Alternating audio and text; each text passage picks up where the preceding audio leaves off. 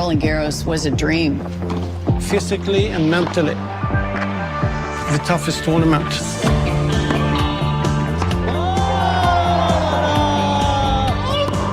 Le son des glissades, le bruit de la balle. Une victoire épique. C'est fait! You're in the history books now.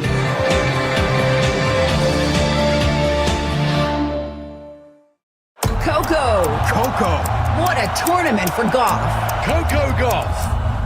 Game on. Oh, my word! That's unbelievable. Sensational tennis. A first victory at Roland Garros.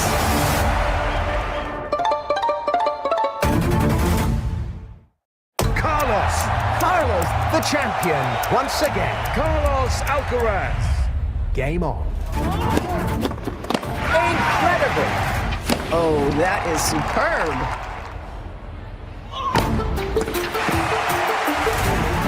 Sensational tennis. Back to back at Roland Garros.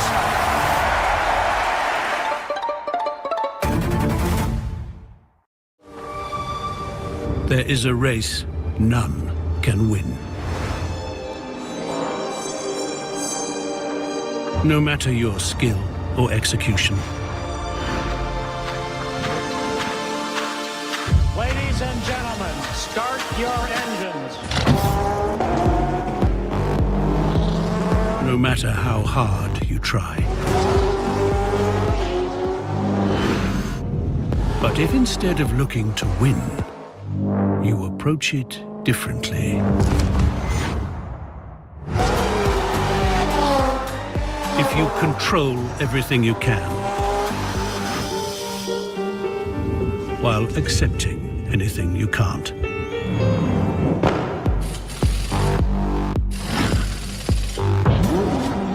If you disregard any and all opposition, focusing solely on your own way.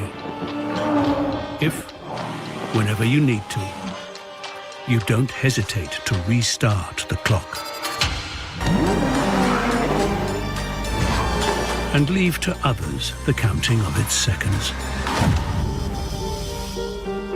You may come to realize that, actually, it never was a race to begin with.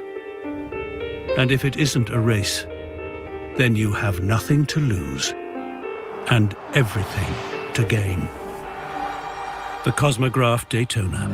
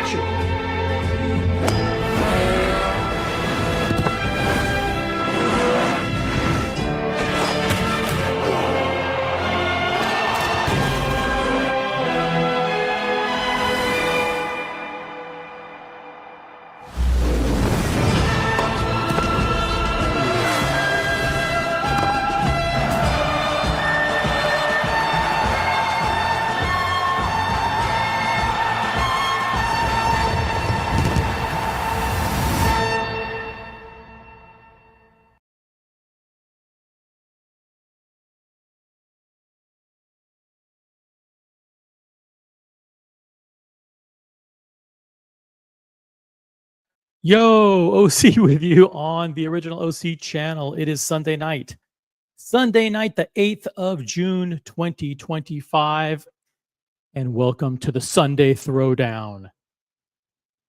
The Sunday Throwdown tonight is Patek Philippe versus AP. After tonight, only one brand will have the endorsement of the community for the remainder of 2025. We have to choose. Guys, we have to choose.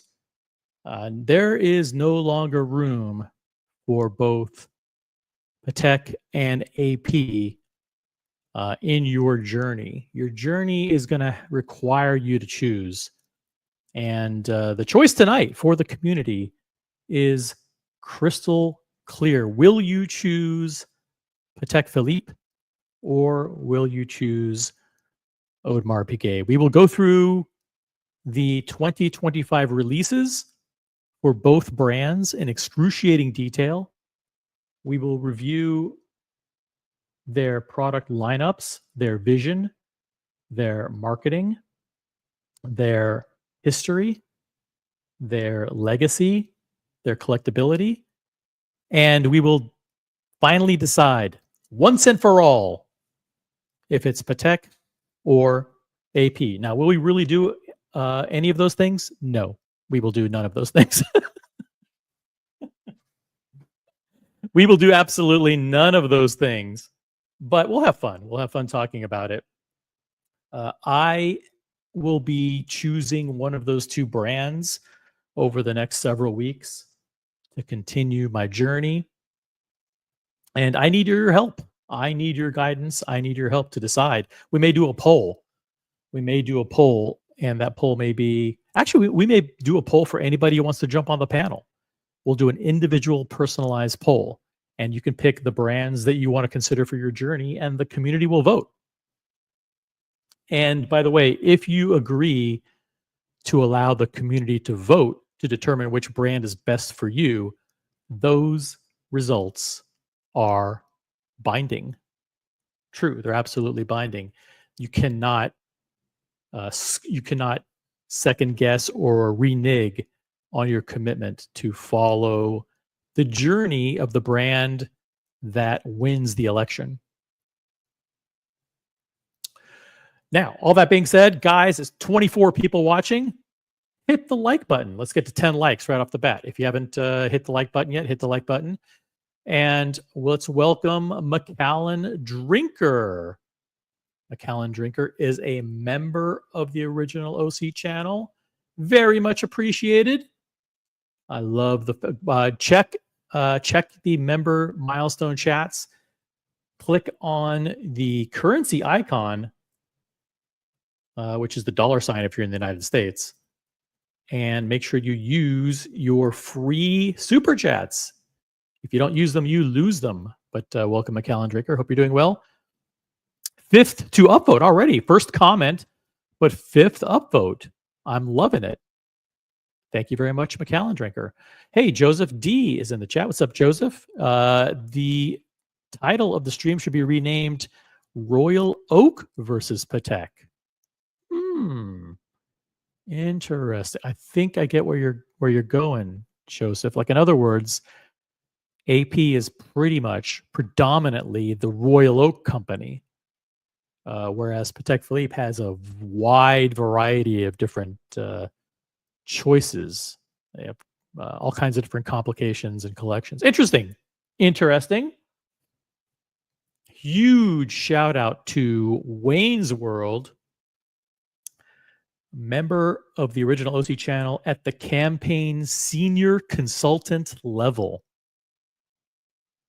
Now listen, let me just run the stats real quick. I got access to YouTube analytics, and let's just check here.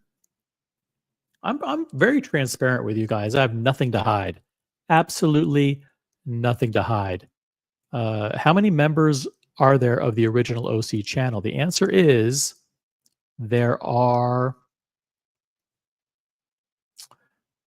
69 current members of the original OC channel. That's a lot. That's a lot of members. 69 members of the original. If you are a member, you are one of an elite group of 69 people worldwide who are a member of this channel. But at the senior consultant level,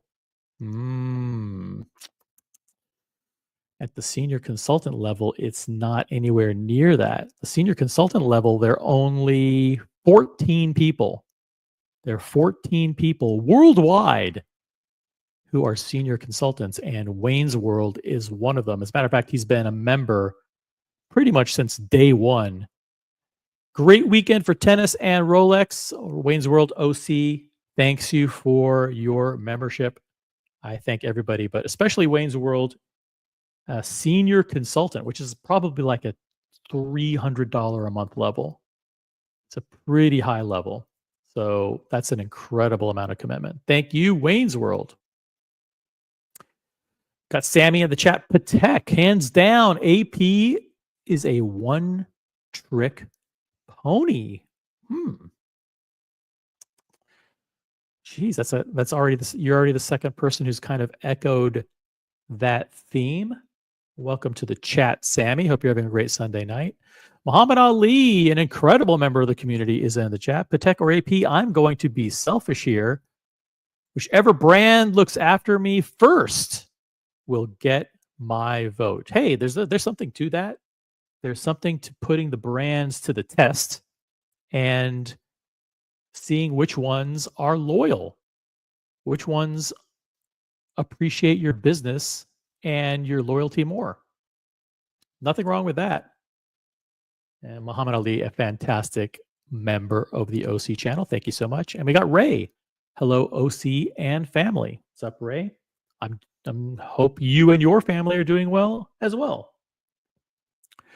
33 people in the chat. That's it, guys. Say hello in the chat. Type in your greeting, and OC will personally say hi to you in the chat. We will be discussing Patek Philippe and AP in excruciating detail. Let's do this. Let's enable comments on the page. Boom. Comments are now enabled. The first comment on the screen is Madman. There you go. Madman gets the first comment on the screen. Looks like he's sporting a two-tone Daytona. That looks like some kind of blue Maserati dial or blue special dial. Let me know if I'm right in the chat. I've only been collecting watches for like 7 months, so I'm not super knowledgeable. Hey, education and horology are not my strong suit. We just turn on the stream and hopefully provide some entertainment. Patek over AP, except for the Royal Oak, which I take over a Nautilus or Aquanaut. Your mileage may vary. Interesting perspective. Interesting. So you like the hype of the Royal Oak over the Nautilus or Aquanaut, but Patek in every other case. These comments are fascinating to me. Thank you, Madman. If you just joined the stream, hit the like button. Let's get to 15 likes. Come on, guys. If there are over 30 people watching, should easily be able to get to 15 likes. And we will go through, and if anyone wants to jump on the panel, we will determine for you whether you should be going Patek or AP, or we could pit any other two brands against each other. The community is very smart. Like, we know our community members like the back of our hands. Like, we get it. Okay? We get it. We know, we probably know better than you know yourself what you should add to your collection. Madman says, thanks, OC. It was an ex-Pontiff Maserati blue dial, but now there's no Pontiff, or is there? Maybe there's a new Pontiff. Listen, I don't want to be a Pontiff. I don't want to be proclaimed to be a Pontiff. I'm not the new Pontiff. I appreciate the fact that that is a funny narrative. But wouldn't it be interesting if I added another couple of Pateks? It could be argued that, and I wouldn't make this argument, I'm saying other people might make it. It could be argued that I am the more effective and loyal Patek brand ambassador, and as such, should be deemed the new watch Pontiff. Maybe I should go Patek just to win that title. Listen, I'm not going to do that. I'm not going to go Patek just to become a troll proclaimed pontiff. That's not necessary. Not necessary. These hate streams just, are really insane. They just spend 3 or 4 or 5 hours a day creating thumbnails and fake storylines. It's almost like they can't get their own ratings if they don't mention me in their headlines and in their thumbnails. I don't get it. It's like, surely you should be able to create some original content of your own without creating fake storylines about OC. I mean, I'm not that interesting. I mean, I understand that in your strange, perverse, whatever, you think that I'm driving ratings to your channel. Like, I could give a fuck that you have 17 people watching. Certainly none of the people who watch this channel or support, the Colony or the Watch Hangout or any legitimate watch channel would go to the hate streams and lap up those lies. It's a bunch of dog shit over there. Garbage. That platform's for really losers, absolute losers. And I know none of you would be caught dead over there. Wayne's World. Hot Flamingo Blue highlighted comment from Canada. Hi, OC. You have a nice Patek. I'd get an AP. I actually already have an AP. I have a 15510, which is a Royal Oak 50th anniversary 2022 model with a silver dial. So I already have it. I mean, you can go to my Instagram and check it out.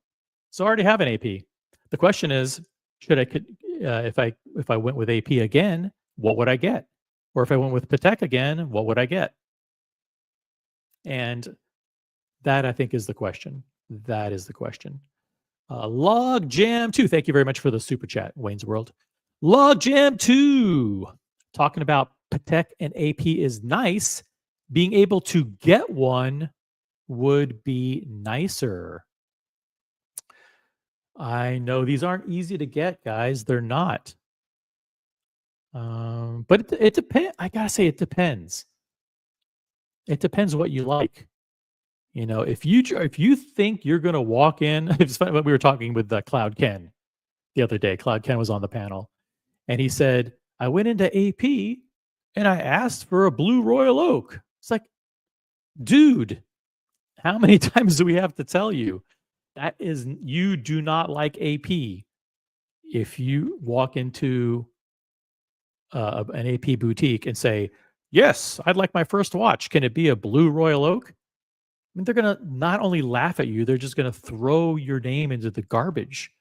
They won't even write it down. It's like you're walking in and saying, "Listen, not only do I not like AP, but I don't even know how to play the game." And Ken is smarter than that. Come on, Ken's got to be smarter than that. If he's been watching these streams for years, he should really know that you have to buy a code. You have to like codes, guys. If you don't like the code, you don't like AP. And if you don't like dress watches and complications, newsflash, you're not a fan of Patek Philippe. I mean, that's just the god darn truth.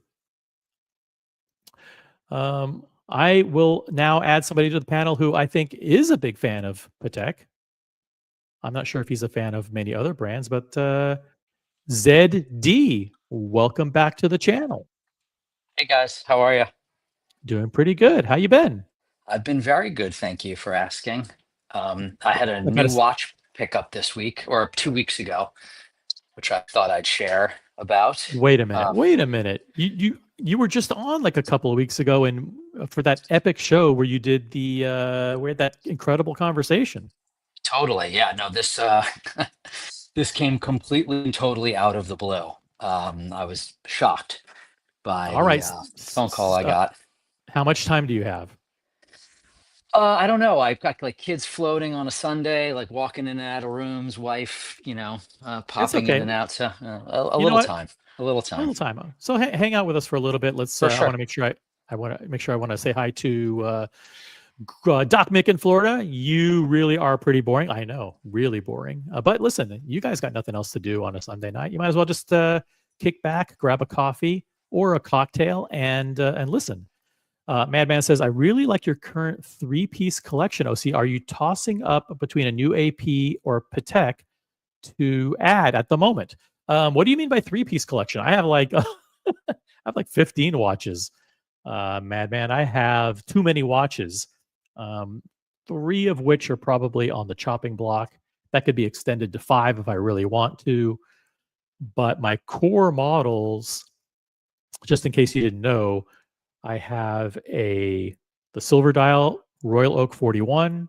I have the Patek Philippe 5396G, which I happen to be wearing today. Quick wristwatch check. Here it is. There is the Patek Philippe annual calendar. It's on the wrist. I also have, in addition to that, a Rolex Platinum Day-Date.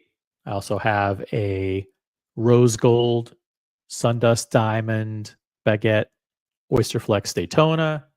I have a Pepsi on Jubilee. And that's pretty much the core of my collection. That's the core of my collection. So I really have like a 5-piece.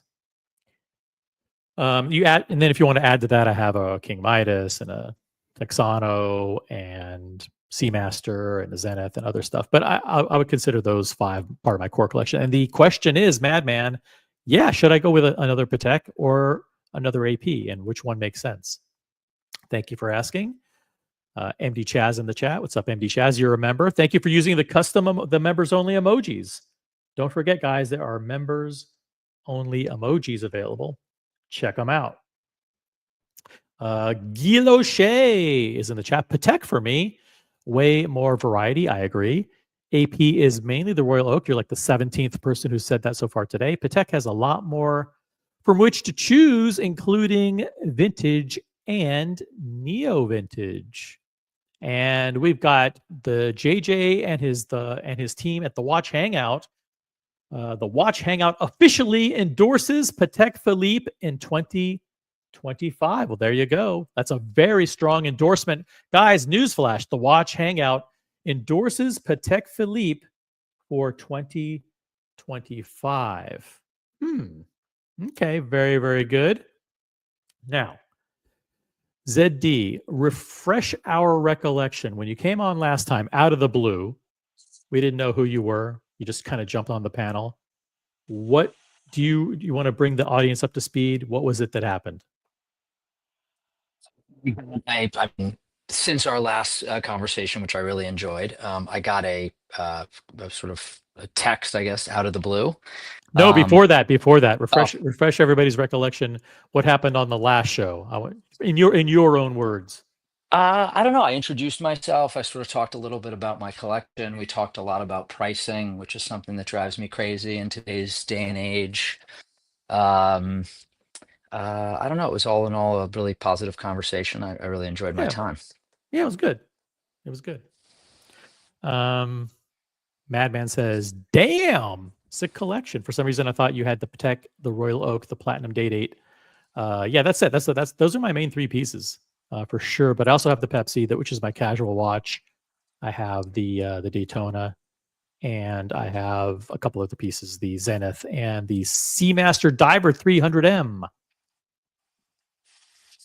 All right. So soon after our conversation, you got a call. You got a text message. What happened? I got a text message from a sales associate at a boutique that I have bought from a few times before. I'd gone in there a few weeks ago to sort of talk about things I was kind of interested in. Some Tudor, mostly Rolex. I just started throwing out a bunch of stuff, to her, like, frankly, like stuff I did not expect to even stuff really that you get a thought call on. there was stuff that you thought might be impossible to get, but you just Yeah, threw it out there anyway.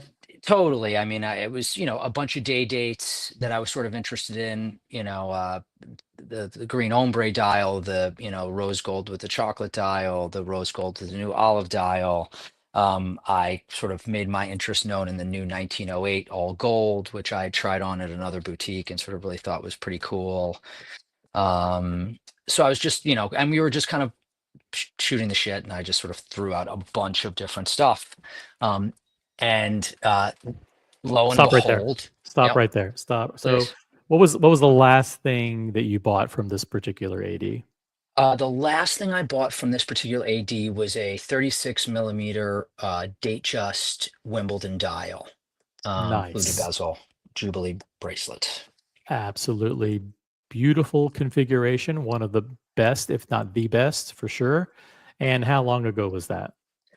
That was, I'd say that was probably 6 months ago, right towards the end of 2024.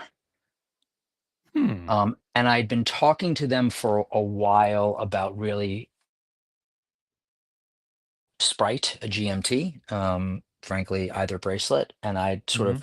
of that those two were the two watches on my list, the Sprite and the Wimbledon J Just. And so I'd really come in a few weeks ago to kind of just like say hi and show my face a little bit and kind of, Yep. do a casual reminder about the Sprite. Um, yeah, that was kind of like why I popped in first, and then we just started talking, and I just started throwing out different versions of watches. Cool. Real quick, Vimal, who's a member, says the Holy Trinity is now one true God. Patek, Patek, Patek. Hey, look, guys, we're going to get to the topic of Patek versus AP a little bit later. ZD has jumped on. It sounds like we may have a possible unboxing here. And thank you to Madman, who just became a member of the original OC channel. Thank you very much, Madman. Very much appreciated. We're now up to 70 members, guys. 70 members. I really do appreciate the fact that you guys become members here. I don't expect super chats. I don't need for you to fund my lifestyle. Nothing's more silly than to ask you guys to, send super chats to pay for my Patek Philippe's. That's ridiculous. But you can show your support by being a members, and I think that's a very, very cool thing to do.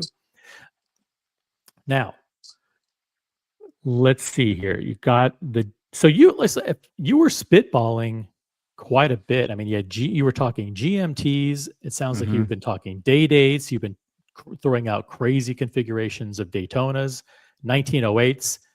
It didn't sound like there was a lot of focus in No, your request. You kind of like with like a shotgun approach, just like I kind of like all of these things. Was there a totally. method to that madness, or were you really like, you know what, I do kind of like all of these things, and hell, if whichever one they can get me, I'm happy to consider it. Yes, I mean that was basically it. I have a really nice relationship with this particular salesperson. They're like really lovely and sort of local to me, and I try to go in there and say hello and you know bullshit with them and the rest of the staff, like, every couple weeks. And I walk in the neighborhood and I'll bring my dog and pop in, or, I'll walk by with my kids and pop in. And so, and they're just like, pretty easygoing and lovely. And it's, I don't know. So I felt fairly comfortable doing that thing that some people say don't do, which is sort of like go broad, as opposed to being hyper specific. But the truth is, like, I feel like, I was hyper specific for a long time with another AD on another watch I wanted, and it's just It I didn't. haven't gotten It it. didn't work. It Yeah. didn't work. So I just, with this person in particular, I could kind of go pretty casual, hope, and it Now worked out. tell us about that conversation and how when you said it was a few weeks ago, and you have a good relationship with him or her, so that's good. But like when it came to the discussion of certain pieces, uh, how did you go about discussing the 1908 and Daytonas and day dates? Like, walk us through your Yeah, thought process. I came in, and they have not seen any of the new watches from this year. I think they've seen a couple of um, the oysters, oyster perpetuals, and a few dial Okay. covers, but like they haven't had don't have a demo 1908. They don't have a land dweller. Some places, some of the bigger places do. They have not seen them yet. And so I had the opportunity. I'd been able to see them um, in New York, a couple of those pieces. And so I have felt pretty confident.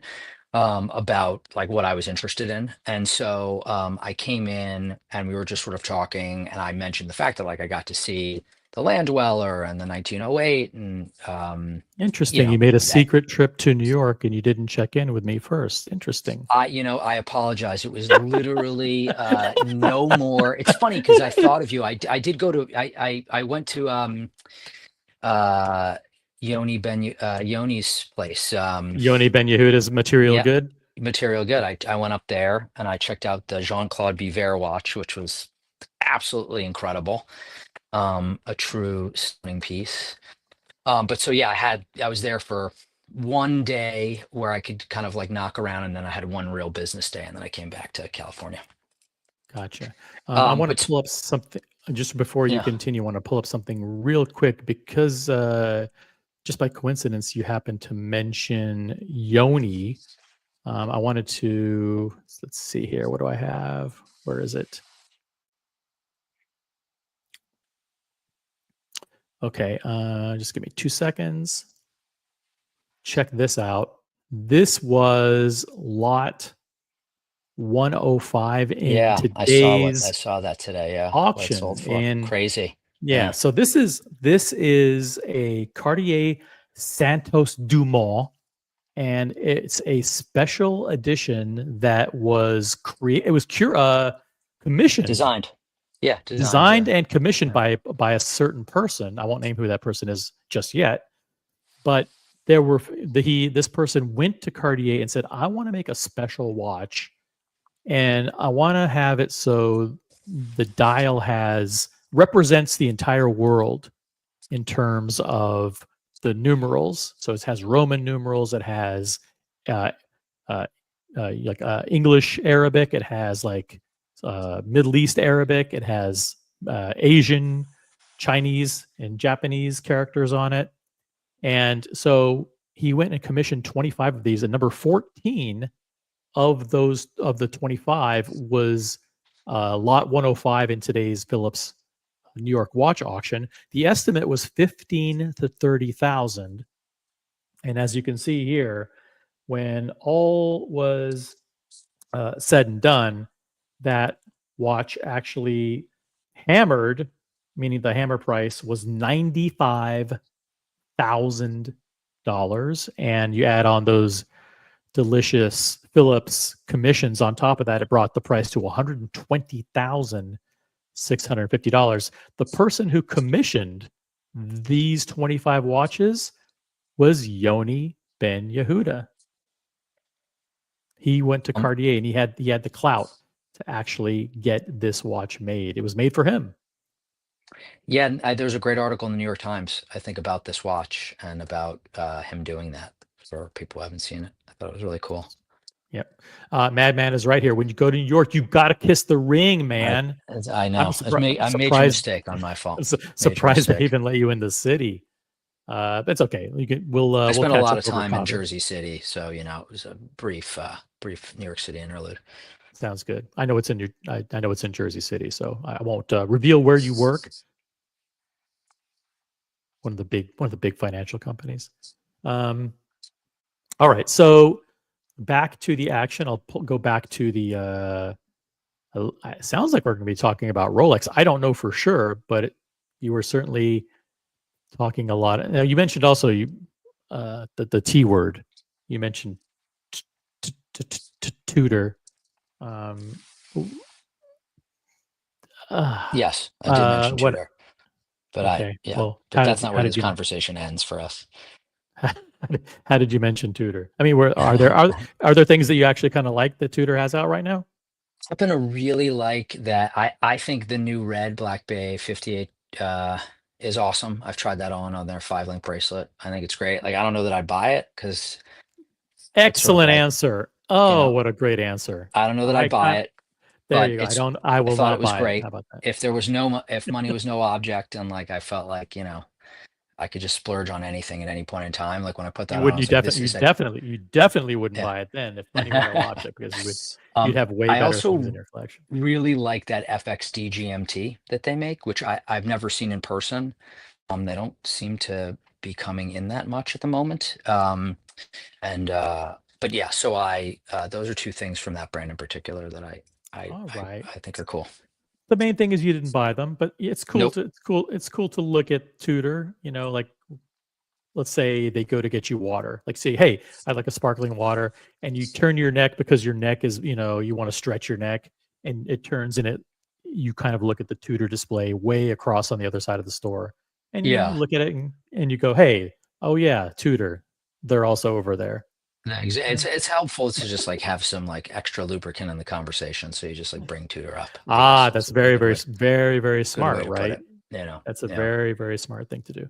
All right, cool. So you mentioned a whole variety of things, and then you figured like, hey, okay, I did my thing, and that was a few weeks ago. And then how long were you planning on going dormant before your next interaction with us? So let's say you did that thing through, because this is a Hmm. discussion that we have in the community a lot. Yeah. You went in, you did your thing. How many, I'm going to put it in terms of weeks. How many weeks do you think should go by before contact is reinitiated? I think uh at least three. 3 And weeks? as You would go back in 3 weeks later? well, some of like there's a few places that are like hyper convenient to me, like in walking distance, from where I work or from where I live, and it's almost like a neighborhood thing in a lot of ways. Do you think they wanna see you pop your head in after 3 weeks? Every I 3 don't weeks really they wanna. care, I'm as one AD once said to me, closed mouths don't get fed, Oh, and so. that's an Um, interesting philosophy. and the truth is, like, this is probably naive and arrogant because they are salespeople and they are not my friends. But like, I feel like I have developed some positive relationships with a few of the sales associates, this one in particular. And like, there are more times than not, they are like real watch people. And there are more times than not that like I go in and I'm not like being like, hey, like a check-in. We Mhm. will like sit down, bullshit about life, families, like, oh, did you see this? They've worked at other brands before. We'll talk about those brands when there's, releases that have come out, stuff like that. So, People in the chat, let me know, do you think that, that ZD's sales associates are just placating him? Or do you think they really want to shoot the shit with him every 3 weeks? Are they really friendly on good friendly terms, or is it merely transactional? Let us know I your would thoughts in say the chat. as few as 3 weeks. I would not say that's my normal rotation. But I would say you could go in depending upon how, for me, I feel very comfortable, 3 weeks later, popping in and saying what's up.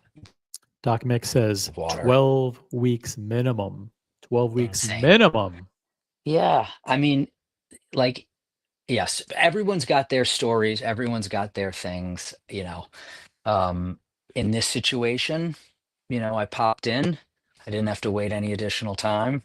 So who knows, um, who knows?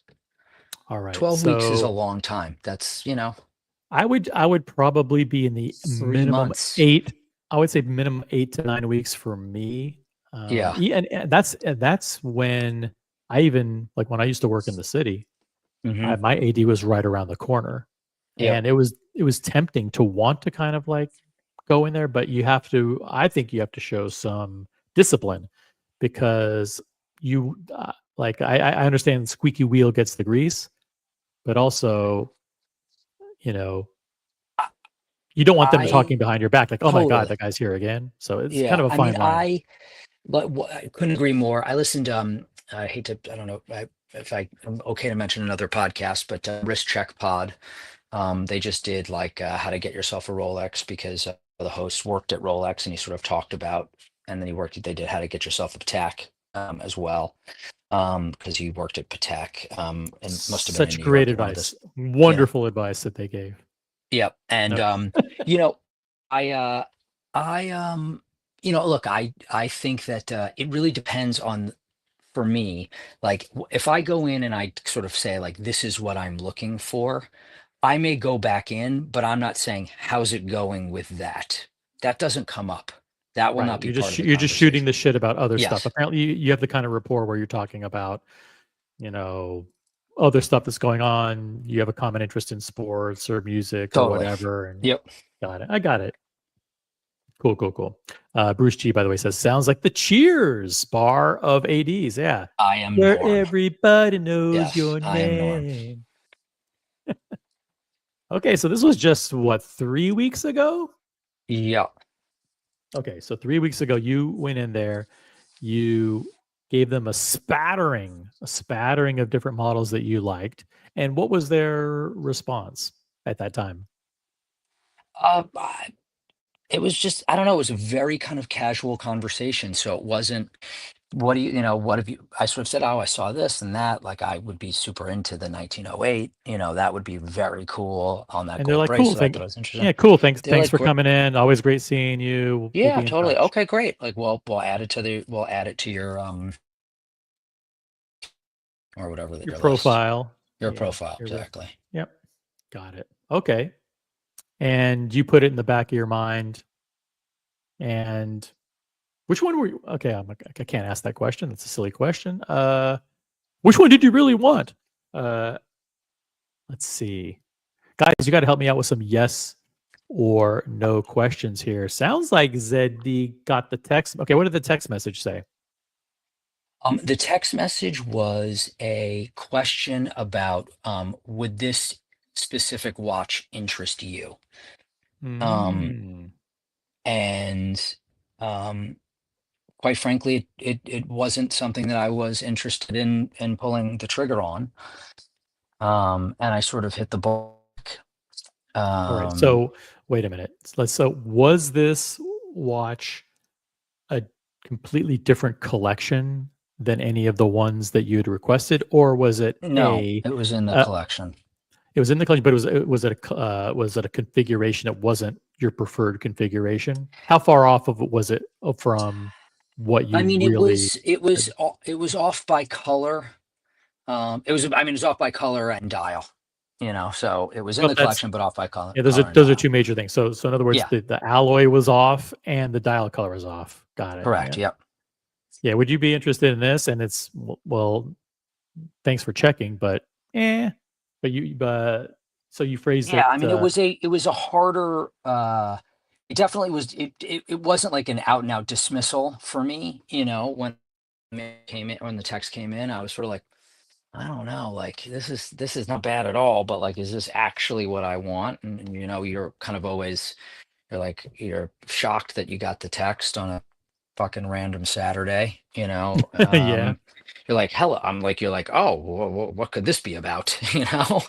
And then you see it and you're like, oh my goodness. So, it wasn't just like a complete, like sweep it away. I definitely when I declined that version, essentially, it was like I really swallowed deeply before I hit the send on the message. Yep. And what did the message say? From my response, you're I basically said, oh my God, thank you so much. This is like such an kind offer, but the truth be told, like I'm looking for something more like this, and I'd prefer to wait. Sweet. I think that well done. So you thanked them, you were courteous, but said like that's not my exact thing, and I don't mind waiting. Nice. Yep. Okay, so that was the text message 3 weeks ago on a random Saturday.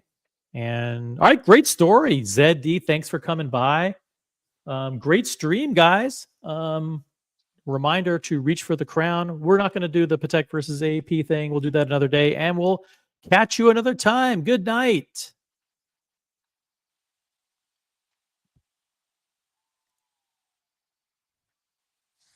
Nobody's leaving. All right, let's continue the story. Okay, so then that was last Saturday, a week ago, right? No, this was the last Saturday in May. Okay, last Saturday in May. Right. Okay, so two Saturdays ago. Awesome. Yep. Then what happened?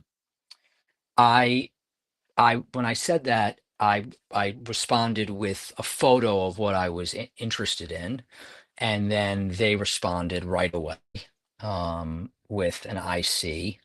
And then I I threw see. I IC, understand. and then I threw one more um, sort of thing, any version of this might do. And then I immediately got a text, I don't know, 3 minutes later, asking how I felt about this is the exact thing. Hmm. And And I was wrote was love, absolutely love, like perfection. hmm. Okay. And the response back from the sales associate? Would you be interested in adding this to your collection? I wrote Fuck yeah.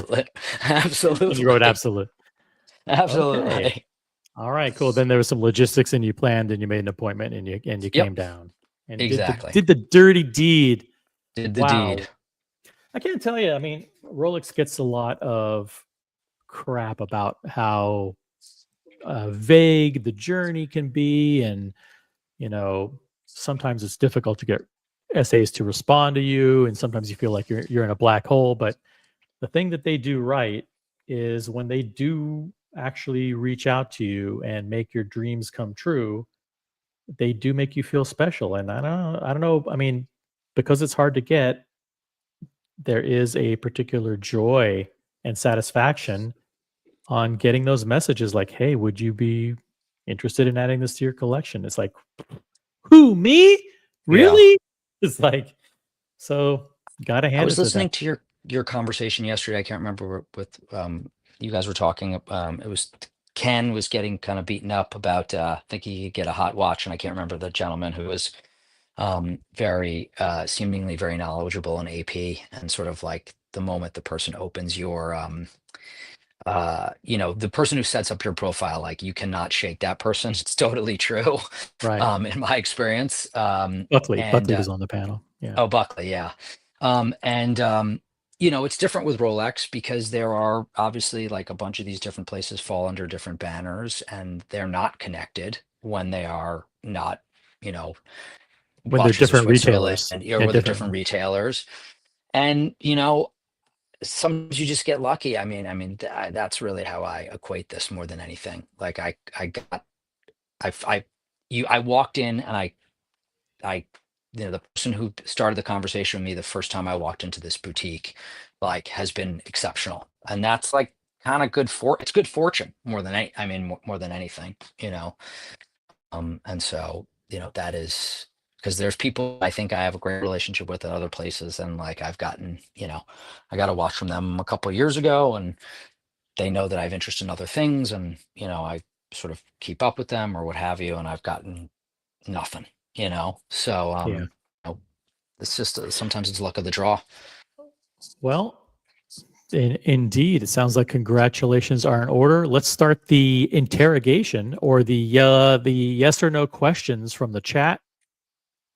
Before you answer anything, just wait 1 second and let me determine whether or not the question passes the test and should actually be answered.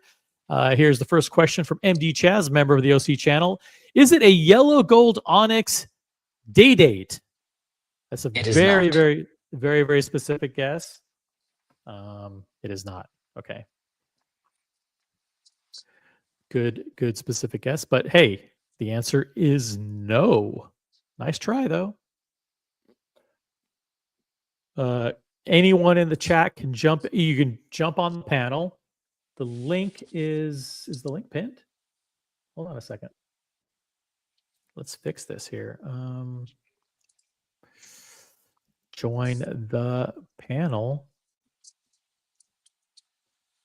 Boom.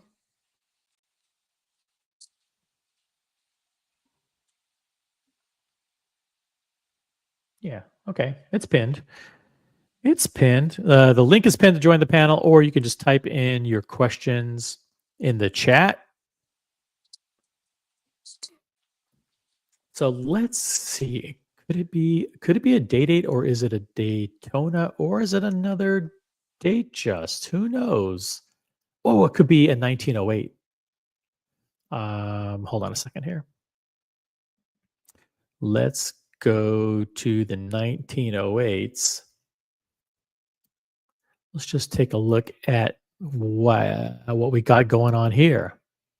We've got yellow gold, we've got platinum, and we've got white gold, and we've got white dials and black dials. And then for the platinum, we've got the ice blue guilloche dial. And then we have the new Satimo bracelet available on the yellow gold.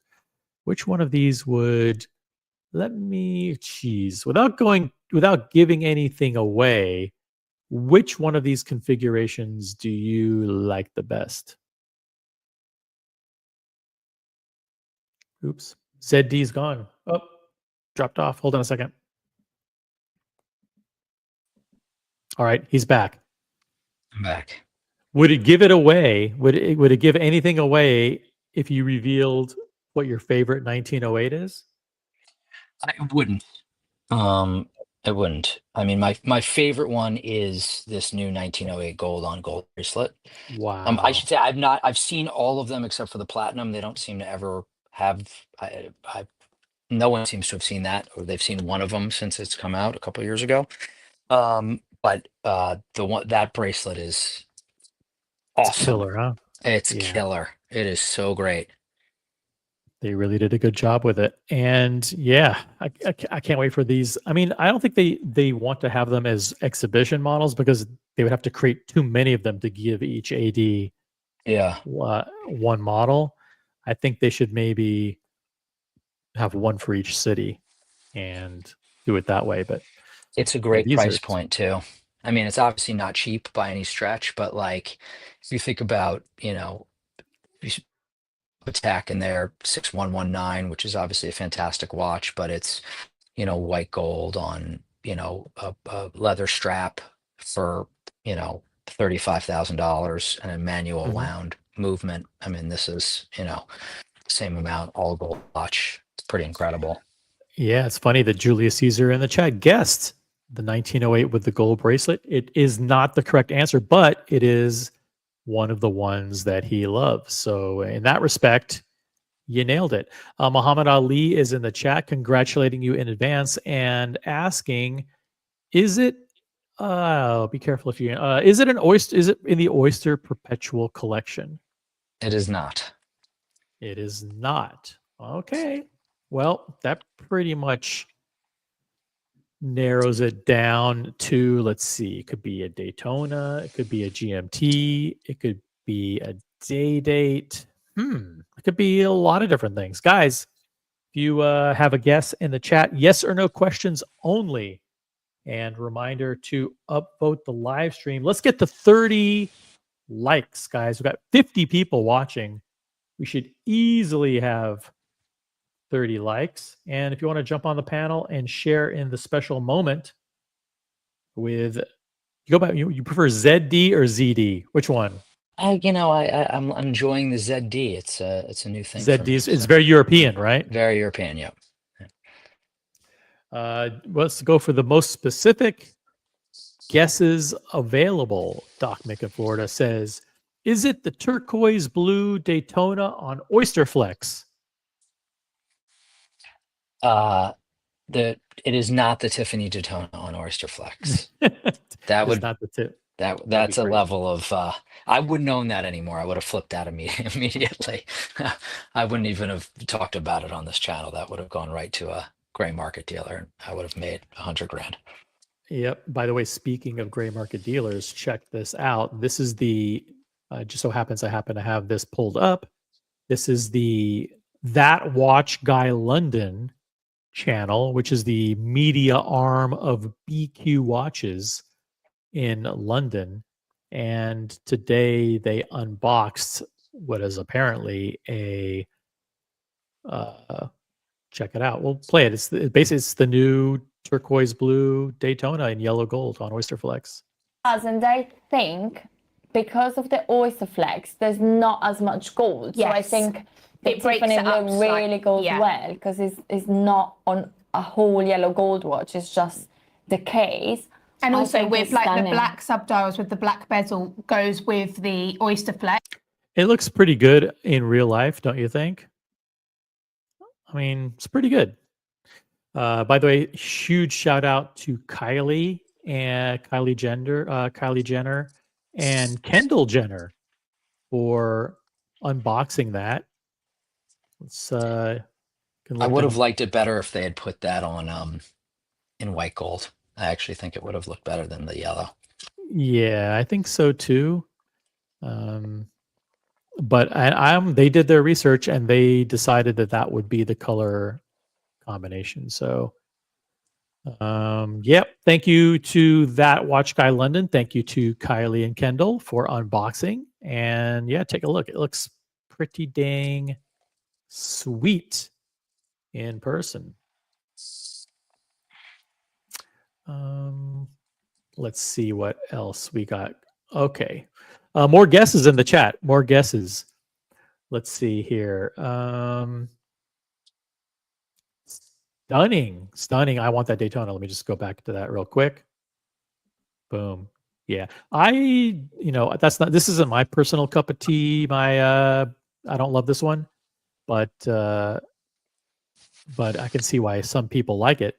By the way, Mr. To you correctly points out that Carlos Alcaraz was wearing this after winning the men's singles championship at Roland Garros.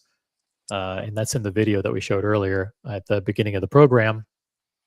The interesting thing is that both Yannick Sinner and Carlos Alcaraz, who are competing against each other, number 1 and number 2, in the final, are both Rolex ambassadors and both wear the Rolex Daytona on Oyster Flex.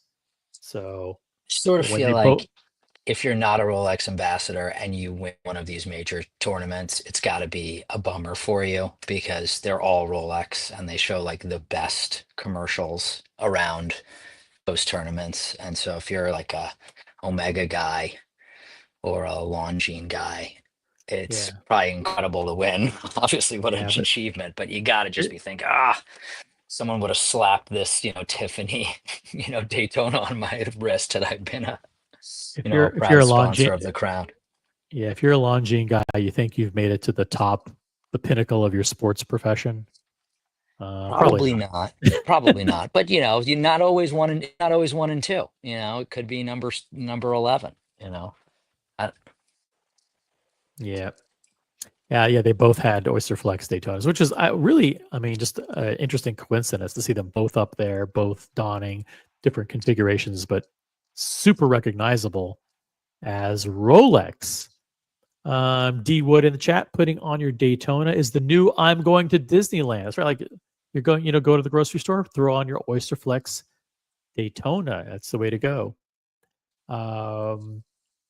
Peruka always throwing some shade at the mass market brands like Patek and Rolex. Peruka jumps in with the contrarian point of view. Lacquered turquoise sucks. Stone turquoise rocks. So in other words, the fact that this is just a color he doesn't like, but if this were the actual stone, he would give it his blessing. Fair enough, Peruka, fair enough. Good point. And Madman jumps in with a guess, and his guess is it the Rolex, I'm assuming this is a Rolex reference number, 336935. Do you even know what that is? No. That is a Sky Dweller. That's the Rolex Sky Dweller. And I think that's the full gold Sky Dweller, full rose gold Sky Dweller. With the blue. It is not. It is not. So, Madman, you are incorrect. It is not the full rose gold Sky Dweller.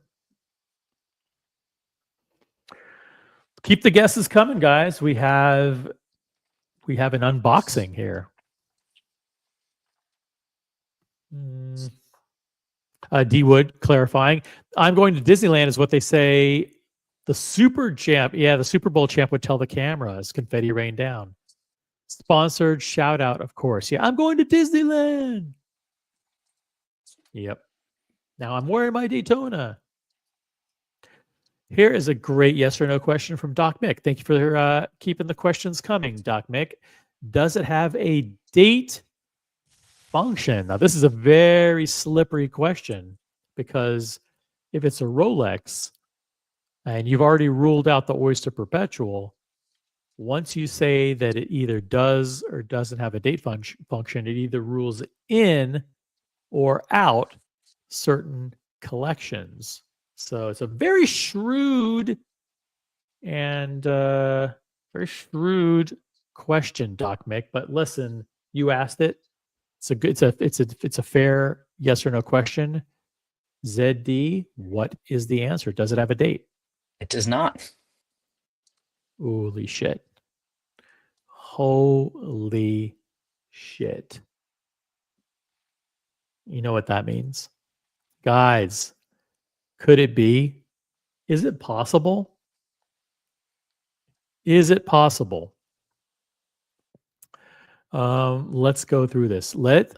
It could be the Air King. Guys, it could be an Air King.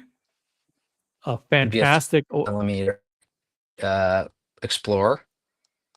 It could be a 36 millimeter Explorer. It could be a 40 millimeter Explorer. Could be, both of those Explorer do ones. not have Yeah. date. Yes, yep. So it could be an Explorer. It could be an Air King. Guys, what other things could it be? Let us know in the chat. I'm not familiar with Rolex. I don't know anything about Rolex. You guys will have to help me. MJ, member for 10 months. This channel barely even existed 10 months ago. MJ, member for 10 months. Happy Sunday, all. Congratulations on the unboxing, ZD. Wow. D Wood, here's a yes or no question. Do you have bright blue eyes? I do not have bright blue eyes. I wish I did, but I do not. Does not have bright blue eyes. By the way, Julius Caesar, very knowledgeable about Rolex. I would have never even remembered this, but they actually do make a model called the Submariner No Date. And that does not have a date. That's why they call it the Submariner No Date. That's actually the official name of it. Submariner No Date. That's the way they print it in the catalog. So it actually technically could be a sub because they may have offered you, for example, like a two-tone bluesy or something like that. And you're like, no, I really don't like that one, but I do like this one. And they came back to you with that. Could be a Daytona, Doc Mick says. That's not a yes or no question, but we'll take that under advisement. Thank you, Doc Mick. Let's go to the Daytona lineup in just to see if it were a Daytona, what all the possible configurations are. Now, this is one of the most, they got a lot of different models. They've got white gold, they've got yellow gold, they've got rose gold, they've got two-tone, and they've got steel. Okay, so they got 5 different metals. And then you've got Oyster Flex or metal bracelet. So that gives you a whole bunch of different configurations. Then you've got ceramic bezel versus metal bezel versus diamond bezel. You've got like a gazillion combinations of potential choices here. And the only one thing that they have in common is that they are all friggin' expensive. These are expensive. Yeah. Guys, keep the yes or no questions coming.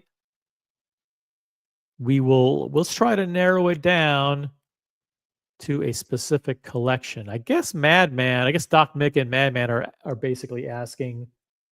Here's a good way of maybe not guessing the collection. Is it on Oyster Flex? It is. Okay.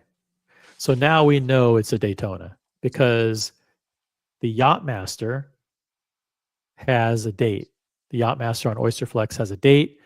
The Sky Dweller on Oyster Flex has a date. And the third model that's on Oyster Flex is the Daytona. So, woo! This is pretty awesome. We've got a Daytona unboxing, guys. Spread the word. Send a message to your friends. Hit them up on Facebook. Give them a call. Text message them. Hit them up on Grindr. I don't know what you guys use for messaging these days. Maybe you use like Microsoft or Facebook Messenger. I don't know what but let your friends know we're doing a Rolex Daytona unboxing on the original OC channel. Okay. I would love to get a Daytona. I, as a matter of fact, went to my AD earlier this week, which was, I think, last week. And I requested, well, I didn't request. I just said that I liked 3 particular models. And I don't want to, do I want to reveal what the models are or not? Let's see here. I'll pull up. Let me pull up a picture of the model that I think is one of the best new Daytonas that came out in 2025, and that is this baby right here. Boom.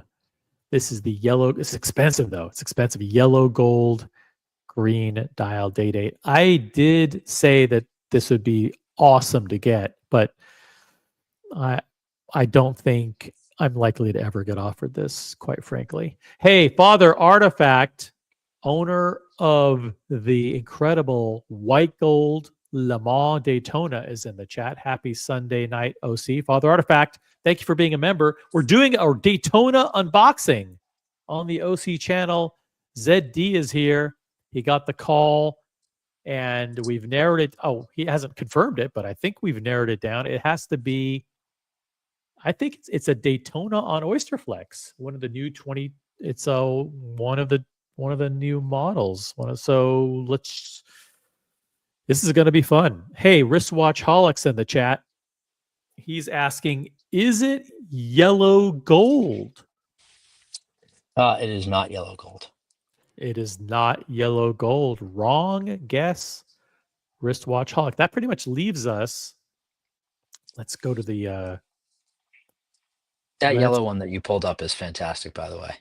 Yeah, it's super beautiful. Nice. So I read somewhere that like people were like, maybe they said on, maybe you guys talked about it on the panel. I can't remember. Like somewhere it came across my, like, I don't know, I heard or read that like perhaps that one is not going to be as hard to get as you would think compared to the. Are you kidding me? The turquoise one, which will be completely impossible to get. I don't know. Yeah. I think those two are going to be impossible for sure.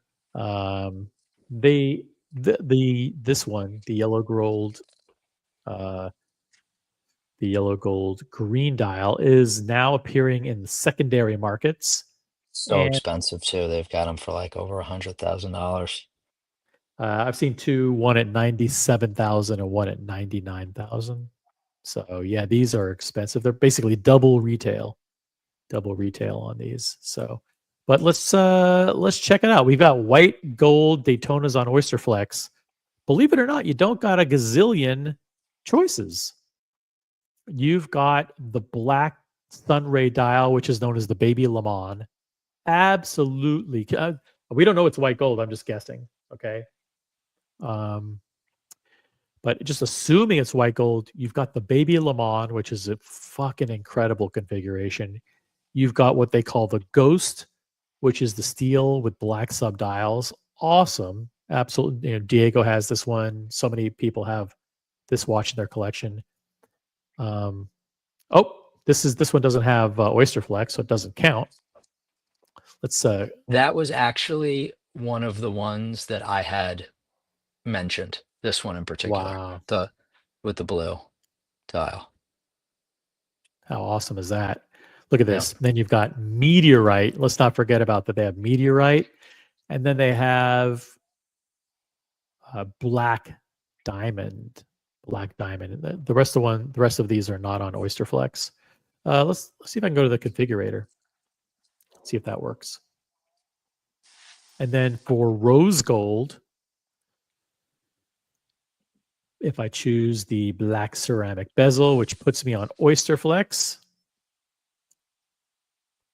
you have your choice of the black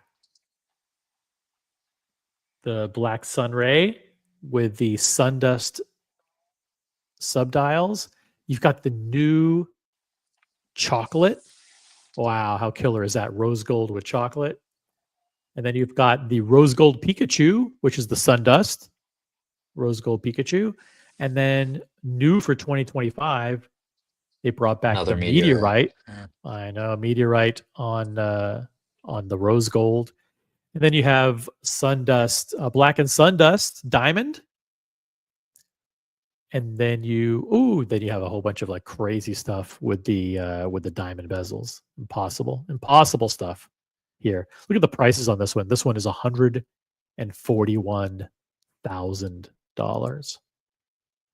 $141,000. It's crazy. This one's $131,000. And the diamond dial's 41, and the rest, meteorite's 43. These are expensive. I remember these used to be in the low 30s just a few years ago, but now the standard price is $39,300. So those are your choices for white gold and rose gold. If you guys in the chat want to guess, you have to guess a specific configuration. Okay, so you have to guess the metal and the dial color. It has to be a specific dial. So no more yes or no questions. It has to be the specific Daytona configuration. So no more. Is it? How about? I can pick a few questions for you to answer. Doc Mick in Florida. Is it steel? I already know the answer. ZD, you're on mute. No, it's precious metal. It's precious metal because it's on Oyster Flex, Doc Mick. Oyster Flex is precious metal. Logjam 2 says it could be the Pikachu. Muhammad Meteorite. Chuck Blew Up says it's the Ghost. Wristwatch Holic also says it's the Ghost. No more yes or no questions. Ghost of Yiddish Gambino says it's a ghost. Wristwatch Holic says nope, it's not the Ghost. Now it's a baby Le Mans. He's changing his mind. See, he's trying to get multiple guesses here. And then Jay, who's in the chat, says it's yellow gold with a black dial. Let's see. Let's go back to that one. Let's configure all over again. Yellow gold with black dial. Let's check that one out. Ooh, yeah, that's a beauty. Holy shit. Yellow gold with a black dial. It's a beauty. But unfortunately, you weren't listening right before you joined. One of the questions was, is it yellow gold? And the answer was no. So nice try. This is an awesome configuration for sure. But it is not that. It is either white gold or ever rose gold. So specific guesses in the chat. Let's see. Is it the Ghost? How do you want to do this? Do you want to actually turn your camera on and do an unboxing, or? Well, it's on my wrist. I can turn my camera on. Yeah. Let's drag it out a little bit. Let's drag it out. The ball. He picked the baller configuration, rose gold meteorite. Woo! I can start eliminating things for folks. It is not a meteorite dial. That would be a dream. I mentioned meteorite, once, but I feel like that's a complete non-starter. Okay. Realistically. All right, guys. So meteorite dials are ruled out. Vimal's guess is it's a negative. It's a negative. Jay guessing again. Is it the rose gold Pikachu? Let me pull that up real quick. Hold on. Yeah. Let's go straight. Let's show everybody what that looks like. Here is the rose gold. They actually have this is the rose gold Pikachu right here. The Sundust dial And they actually call this one the Rose Gold Panda too, because they have three pandas in the lineup: white gold steel dial, yellow gold champagne dial, and rose gold sundust dial. Those are the three pandas that are available. But also they've added this one in 2025, the brown panda. The brown panda, which panda kind of means black subdials. So you could also add the meteorite ones in there too, but those are special anyways. Okay, well, it's not the meteorite dial. Any other specific guesses? The guesses here, Logjam 2's guess was, is it the baby Le Mans? Let's just pull up the baby Le Mans real quick. We'll go back in the configurator to white gold, and this is it right here, the baby Le Mans white gold with a black dial and steel subdials. So I guess it's a yes or no question. Is it the baby Le Mans?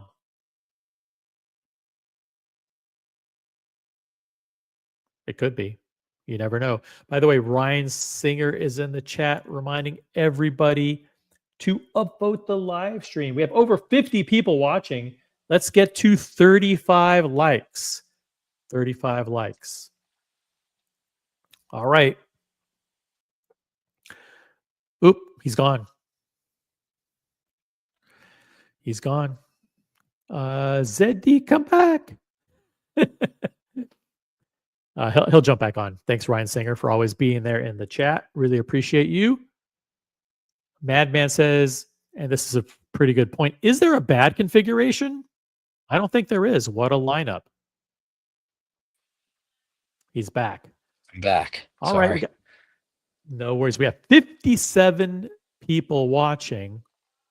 ZD, I think it's about time. If you can turn your camera on without doxing yourself, if you don't want to do that. And it's my closet, you can see. ZD is now sitting Indian style on the floor of his closet in one of his guest bedrooms. No, because the lighting's good in there. Yeah, exactly. It's because the family's running around going like, "Where's Daddy?" 100%. Yep, totally. We're starting the movie now, and you're hiding in the closet. All right, okay, he's got it on his wrist, guys. We have waited long enough. ZD 3 weeks ago went into his AD, asked for this watch. 3 weeks later, he's got it on his wrist. Let's unbox it. Let's see what it is.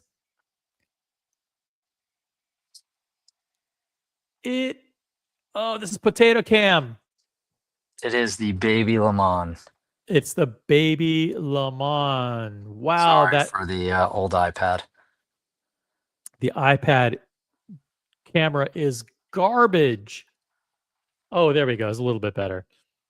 Wow. Congratulations. That is an epic configuration. How the hell did you get this? Jeez. I do not know. I mean, so the watch that I was offered at first was an all yellow gold Daytona with the black dial, which is incredible, but like super expensive. And I didn't want to, I mean, they're all super expensive, but I just felt like if I was going to buy something like a big yellow gold watch, at this moment, it is not exactly what I was looking for in the Daytona configuration. With the 1908, obviously it's a big gold watch, but it would be more suits, dressy work stuff, and the yellow gold Daytona feels a little more, I don't know, stupidly casual. But so I like I said, I was appreciative, but I declined, and I actually responded. But I'm sort of more interested in something like this, and what I responded with was actually that beautiful yellow gold file that you put up before. I said I'm interested in more something like this, but frankly, any metal would do. Any one you have, obviously, I'd be thrilled. And then the response came back with this one, with the Rolex picture of this one.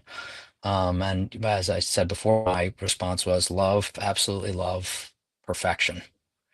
This is hitting the lottery, ZD. It's incredible. Totally. 100%. Wow. Totally and completely. Very, very good. Wristwatch Holic says, got it. You did, yeah. Congratulations. Pivoted Jay to says, it. yeah, great guess. Doc Mick says, wow, beautiful, nicely done. Father Artifact, beautiful. Congratulations, Vimal. Congrats, ZD. Amazing watch, sir. Next purchase should be a new iPad. That's a great point, Bucky the Badger out there. Yeah. Thank you. Chalk flew up. Congratulations. Madman says, would buy that in a heartbeat. Amazing pickup. BW says, big congrats. Yeah, this is insane.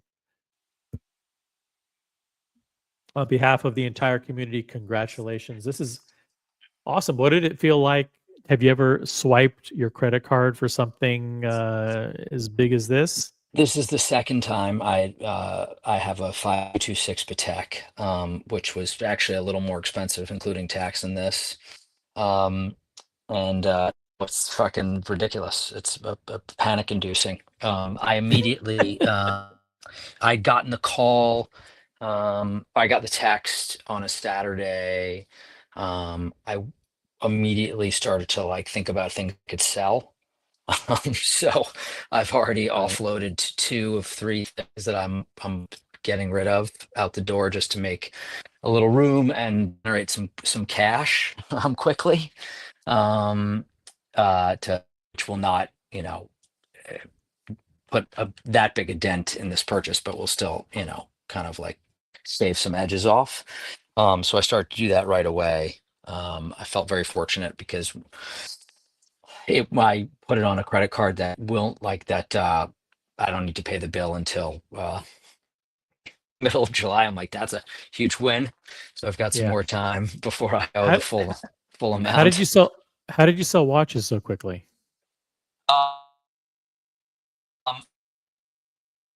Your connection is dog shit. Do you have a phone, by the way? Close. You're on your home Wi-Fi? Yeah. It's okay. It's okay. How did you sell watches so quick? I'd already been close to selling one of them fairly quickly. I was like in process on that. I just like needed to take it in, and I just like hadn't had a second to do it, so I did that. And then there was the second one. When I went in to sell the first, I asked them if they I need to deal with the third, which I haven't quite figured out what I'm doing yet. Got it. Man, this is one of the most handsome configurations of the current Rolex Daytona lineup. This is the white gold on Oysterflex with the black dial and steel subdials. This is known as the Baby Le Mans because basically it looks kind of similar to the Le Mans, which is a full white gold bracelet with the white subdials. It's kind of very reminiscent of that. This is a very hard to get configuration for sure, and congratulations on pulling it off. Amazing! What a great story. Thank you. Yeah, no, it's I mean, I needed the band adjusted. The bands did not. They ordered. I came in. I tried it on. I paid. They had to order different straps for me in the different sizes. They ordered the straps. I came back. I then traveled for work. I came back. It still, frankly, didn't fit, so they had to order it again. Ordered one more. They had to swap one out for another size. So I really just picked it up Thursday of this week. I purchased it at the end of May, and I really just picked it up Thursday of this week. So it's really, fresh on my wrist. The weight is like it's heavy, not in a bad way because of the Oyster Flex, but like you definitely feel that it is a gold watch versus a steel watch. It is the subdials for me are like pretty legible. Like my eyesight is not great, but the rest of it is incredibly legible.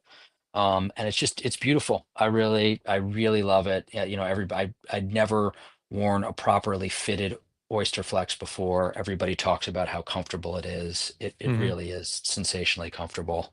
Is it because And your wrists are smaller that they had to go down to the smaller yeah, they had to go sizes? down. Yeah, Yeah, yeah, exactly. And they do this. They have these one size is a D, one size is an E, or one size is an E, one size is an F. correct. Try Yeah, to get it right, and then they have the clasp is the same as the sub clasp, so you can slide it in and out, which is like really, I think, something they updated in 2023, which makes getting a perfect fit Mhm. like very, very easy once you have the right size straps. Yeah. These Oyster Flex models now have Yeah, glide lock, glide lock. which Yeah. they didn't have for many many years. So they are state of the art clasps, and yeah, I mean this is I mean, you think about it, the guys competing in the French Open, were wearing Rolex Daytonas, and here you are wearing the same model that the two best tennis players in the world were wearing after they competed against each other.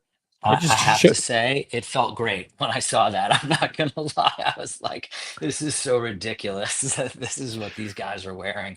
And I yeah, managed to and pull it and off. and you yeah, and you have the same model. Yeah, That's what reaching for the crown totally. is all about. It's about aspiring to be, having a watch with the class of the champions.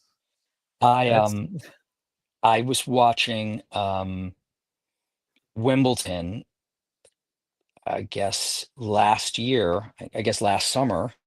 I was watching Wimbledon last summer, and I think Alcaraz won. I can't remember who Mhm. won last summer, but I was watching it on a plane flying back to California, and the match ends, and they go right to the Rolex commercial, and like Yep. right show HS Wimbledon dial. They showed it on the Oyster bracelet, and I in that moment sitting in row 20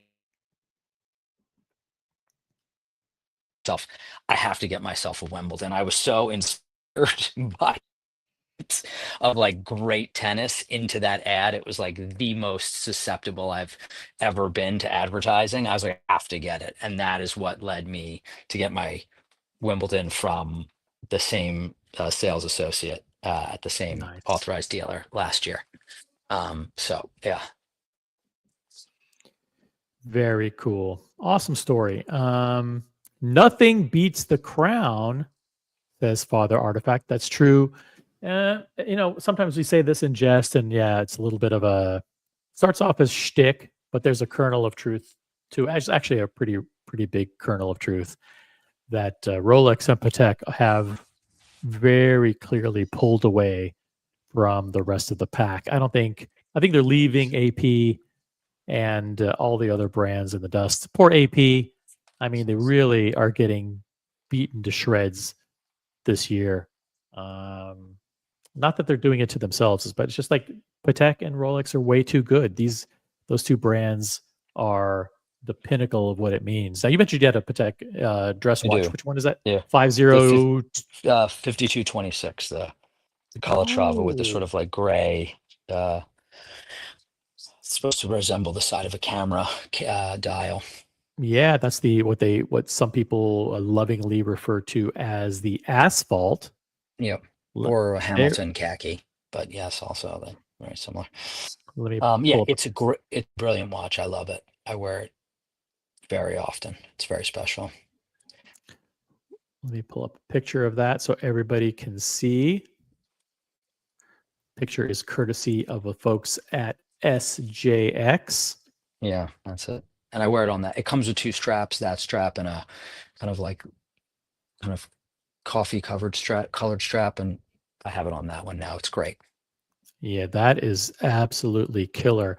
Yeah. We sometimes when we do these streams and we talk about brands, uh, it does sometimes, for better or worse, influence people to do certain things. I think there are people who are likely to pick up this watch very, very soon. It's just I mean, there's this one and the travel time are both really, really cool watches.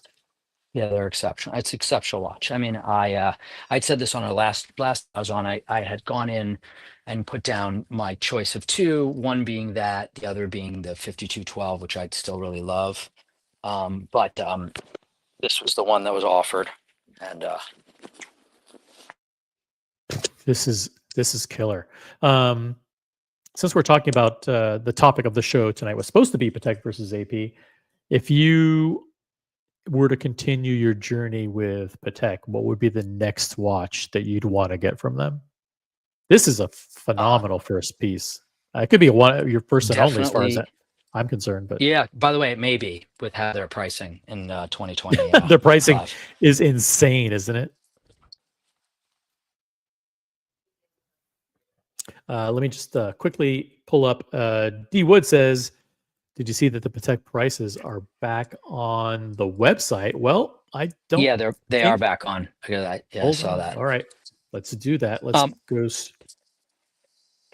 You know, I actually have to run, but No worries.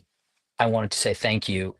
My next, if I were to choose one more, it would be the 5212, which is like a great complication and would, I feel like, round me out for that brand. Everything else, I do think that Patek is just exceptional, but I do think of all the brands where there's so much depth where you can go, you know, and find something neo vintage, whether it be a Calatrava or an Ellipse, and do great economically. Like it's just shocking, like how much better it can do than buying in today's day and age from them, because it's just, they're all so expensive. ZD, thank you for that, and thank you for jumping on and sharing your wristing with us, your virtual unboxing on the wrist. I think that's a phenomenal story. Thanks for sharing with everyone, and everybody in the chat. Please congratulate ZD once again on this tremendous pickup. The white gold Daytona on Oysterflex with the black dial, the baby Le Mans. He got the baby Le Mans, guys. It is dreams can come true. It's possible. Thanks again. I appreciate it, and I will say, after listening to the show the other day, they really can. I've not spent $200,000 in jewelry there.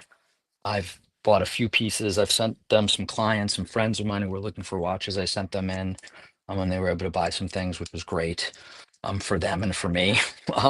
But this was a true, good fortune. So, it can, as you said, dreams can come true. Thank you again for jumping on. Really appreciate it. Congratulations from all of us. We wish you many, many years of health and happiness with that on the wrist. Congrats. Have a great night. All right. Thank you. ZD, everyone. Holy shit. Fucking total surprise unboxing. The guy got a white gold fucking Daytona on Oysterflex. Shit. I mean, we did review the Swiss watch exports. They shipped a shit ton of watches to the United States in May. 2.5 times the typical volume for the month of May. I'm sorry, for the month of April. And so maybe they've got watches. Who knows? Jonathan Smith in the chat upvoting the OC. Thank you very much, Jonathan. Good to have you here. That was nice of ZD to jump on and do that. This is a great watch. Let me see here. Let me pull up this image here again. He mentioned that he has this one, which is the 5226, otherwise known as the asphalt dial. This is a great watch. And he said that his next watch would be the 5212. 5212 is a, what is that one? Let's go to the website. The prices are back. Okay. If the prices are back, let's check it out. Let's go to the collections. Let's go to Complication. Now I'm on the Chrome browser. I don't see prices, baby. I don't see the prices. Let's go to this one. This is a new 2025 model. Nope, I don't see the prices. They're gone. Maybe they're just still trying to figure out how to fix it. Maybe it's like, this is weird, huh? I don't see the price. This is a pretty good model too. By the way, if anybody wants to join the panel, hop on the panel. The link is pinned. I'll drop the link here.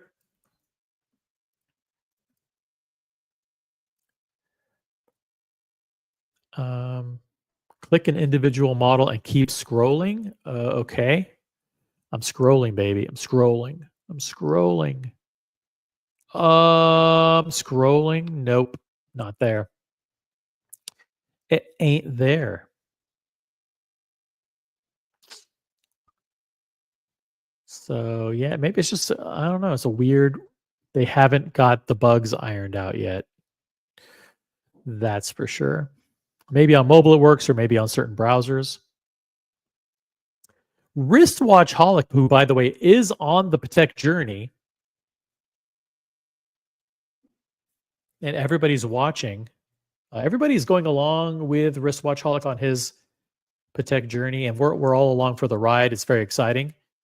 Wristwatch Holic says the 6119, which is the beautiful Calatrava hobnail bezel, the 5226G, which is this, the asphalt. Not this one. It is the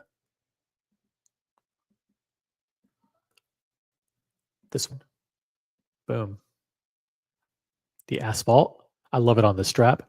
And the 5212A are the best entry-level Pateks. Yep. 5212A is around $41,000 plus sales tax. That is outrageous. Only a complete lunatic would spend that money for a steel watch. Mark my words. That is an insane amount of money. I can't think of anybody in his right mind who would spend that much money on a steel watch. No, I'm just kidding. Ghost of Yiddish Gambito says the 5212 is a great model, but it's terrible at retail unless you're good losing $15,000 to continue your journey towards a sport piece. That's a very, very good point. Or if you just like buying new and you like buying new from the retailer, that's another consideration. Guilloche says, clear your cookies. They check for the tire kicker cookie and hide the prices. Makes sense. The 5226G is $44,870. Are you serious? Wow, well, but that's gold. That's gold. So you know what? So that's worth it. This is a beautiful watch. Absolutely beautiful. This would be very high on my list if I were to get a second watch from Patek. But in all honesty, I don't think I'd be offered anything. I just got a watch last year. So I think it's impossible for me to get another Patek. I think I'll have to wait 2 or 3 more years. 2 or 3 more years.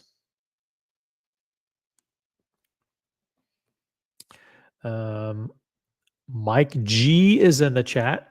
Hello, Mike G. Welcome to the channel. My SA is moving or leaving the AD. When this happens, do you typically start over with a new SA at the AD? And does your prior spend still count, or are you starting at 0? Great question, Mike G. Your spend does not start over at 0. Your spend is with the store. So whatever purchase history you have stays with the store. And is if that's a Buckaroo or Watches of Switzerland or a mom and pop independent or whatever, your purchase history stays with the store. Now the question is, what happens with your SA? Yes, I would introduce myself to the manager or the boutique director or the owner. If it's a independently owned store, jewelry store, introduce yourself to the owner, explain your relationship with them, and they will assign the appropriate new sales associate. Or if there's a sales associate with whom you've had as a backup, or you've spotted them before, or you think they're cute, or whatever criteria you want to use, and you want to choose an SA. Like maybe if you have friends that also shop at that same store, you can ask them who their SA is, and then you can get introduced, and your profile can be changed over to them.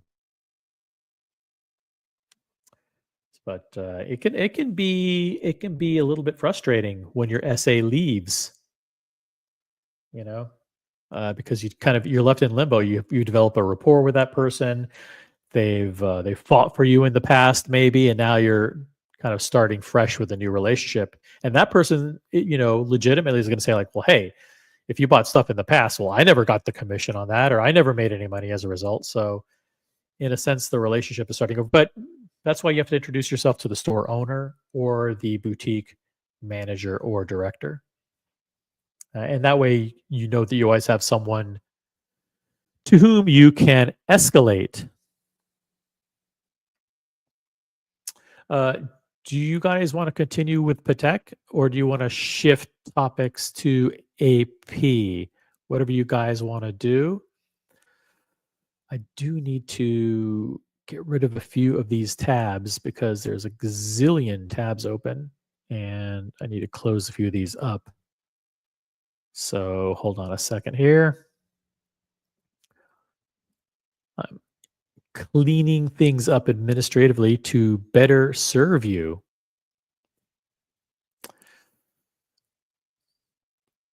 Should we move to AP? Jay says, let's talk AP. There's not a lot to talk about. There's not a lot to talk about. You have to get your phone number on the SA's phone. Yes, you do. That's a good point. You have to definitely get their phone number. Which AP would I get if I wanted to continue my journey with AP? Ugh. Is there even anything to get? I don't know. By the way, I covered this video. Let me know if you want to cover this video again. Or I think there's a lot of people who didn't see this. I covered this.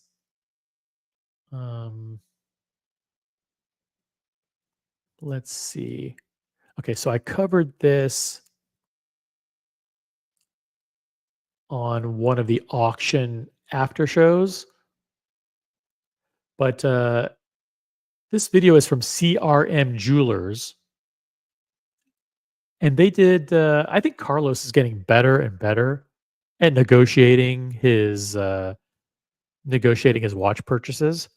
I gotta say, I watched this little 5-minute clip from CRM, and I thought Carlos did a phenomenal job negotiating. These people come in with these delusional fantasies, right? Delusional fantasies on what they should, what they should get for their watches. Carlos kind of puts them in their place, which I really, really like.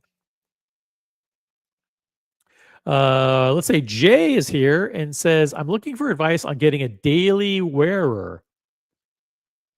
Do I go with the Rolex Oyster Perpetual, the Explorer 1, or the Explorer 2? That is a tough question, because some of those models are easy to get and some are a lot harder. So for example, this watch which is the Explorer 1 40 millimeter, is relatively easy to get. Okay, relatively easy to get, but almost any Oyster Perpetual 41 right now is going to be much harder. probably. And I'm not a big fan of the Explorer 2. So you might get, guys in the chat, you might want to give Jay some advice here, because I'm not the appropriate person. All I know is, like, for example, the Oyster Perpetual doesn't have the flip lock clasp, whereas the Explorer and Explorer 2 do. If that's a consideration for you, then you might want to go with a sport model. And these are pretty versatile. I gotta say, both the Explorer and the Oyster Perpetual are very versatile models. They can be used in almost any function, any functional capacity.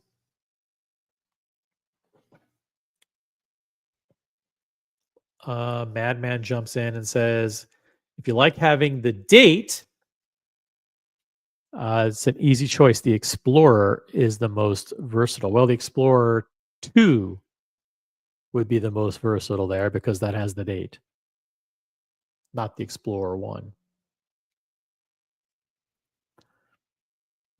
Good point, Madman. Vamal says it's the Datejust 41. There you go. Smooth bezel Oyster bracelet. And that way you get the date as well. And they're easy to get, and you can choose from a tremendous plethora of configurations. Or if you just move up, you can move up to the fluted bezel and or Jubilee bracelet too, and you're still under $11,000. $11,000 there.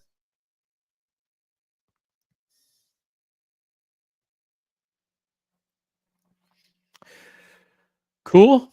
All right, let's go to the CRM video, if that's okay with you guys, and we'll watch Carlos do this negotiation. Let's check this out. How do you get to that number?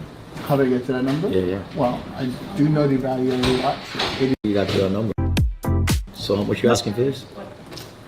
14. How do you?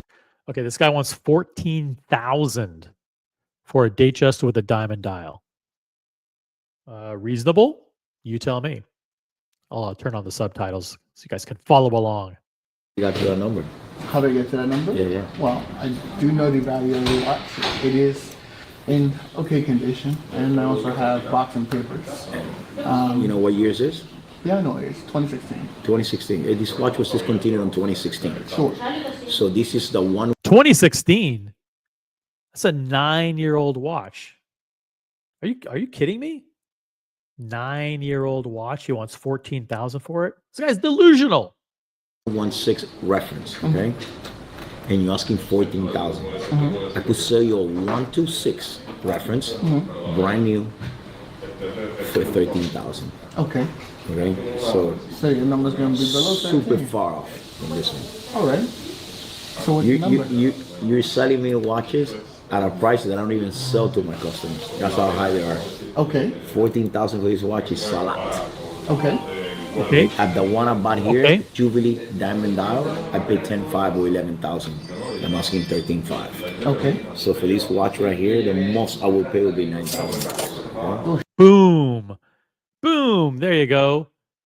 Deliver the mother load. It's not 14. You're going to get 9. Okay? I'll give you 9 for it. Don't be coming in here asking for 14 for a watch that's 9 years old. Are you out of your mind? Carlos is getting really, really good at these on-camera negotiations. He's like, listen, this is an old watch. It's the prior reference. I sell them for less than that. I can buy them for way less. I mean, he throws out all those things and just like fucking softens the guy up. Boom, boom, boom, punch after punch after punch. And then says, yeah, I'll give you 9,000. The most I'll pay. He doesn't even offer 9. He says, well, the most I'll pay is 9. It's not even like a firm offer. It's like, we're just having a conversation. This ain't the most I'd ever pay for this is 9. So shout out to Carlos. I think he did a great job kind of fucking punching this guy, beating him up, and bringing him back down to reality. Jubilee Diamond Dial, I paid 10.5 or 11,000. I'm asking 13.5. Okay. So for this watch right here, the most I would pay would be 9,000. Okay? Yeah. That's way off. Yeah, this is a 20. Way off of your fucking delusional ask. Yeah, but not way off of market value. I mean, the guy needs to make a profit. He's going to, buy it for 9 and sell it for 11.5 or 11. It's way off. I mean, you're asking for coming there 14,000. The fuck out of here. I'm a big fan of Carlos lately and these negotiations. 2016, almost 10 years old. So maybe the prices in your country is way different than here, but this watch in 2016. Yeah, maybe the prices in your country. Maybe the prices in your country are way off. But here in this country, in the United States of America, this watch is $9,000. Yeah. By the way, upload the live stream, guys. We have over 60 people watching on this Sunday night. Let's get to 50 likes. It would be awesome if we get to 50 likes, guys. Let's get to 50. Everybody watching right now, upvote the live stream. The prices in your country is way different than here, but this watch in 2016 is not worth 14,000. No. No. Oh, really? Is that a surprise? Is that a surprise?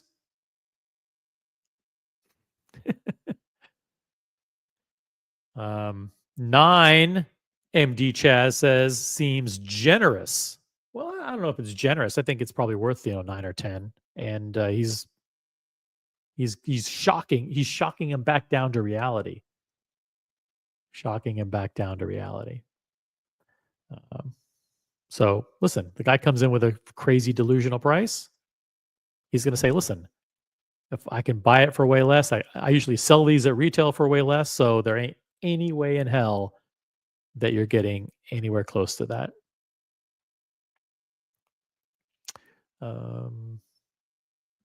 Let's keep going.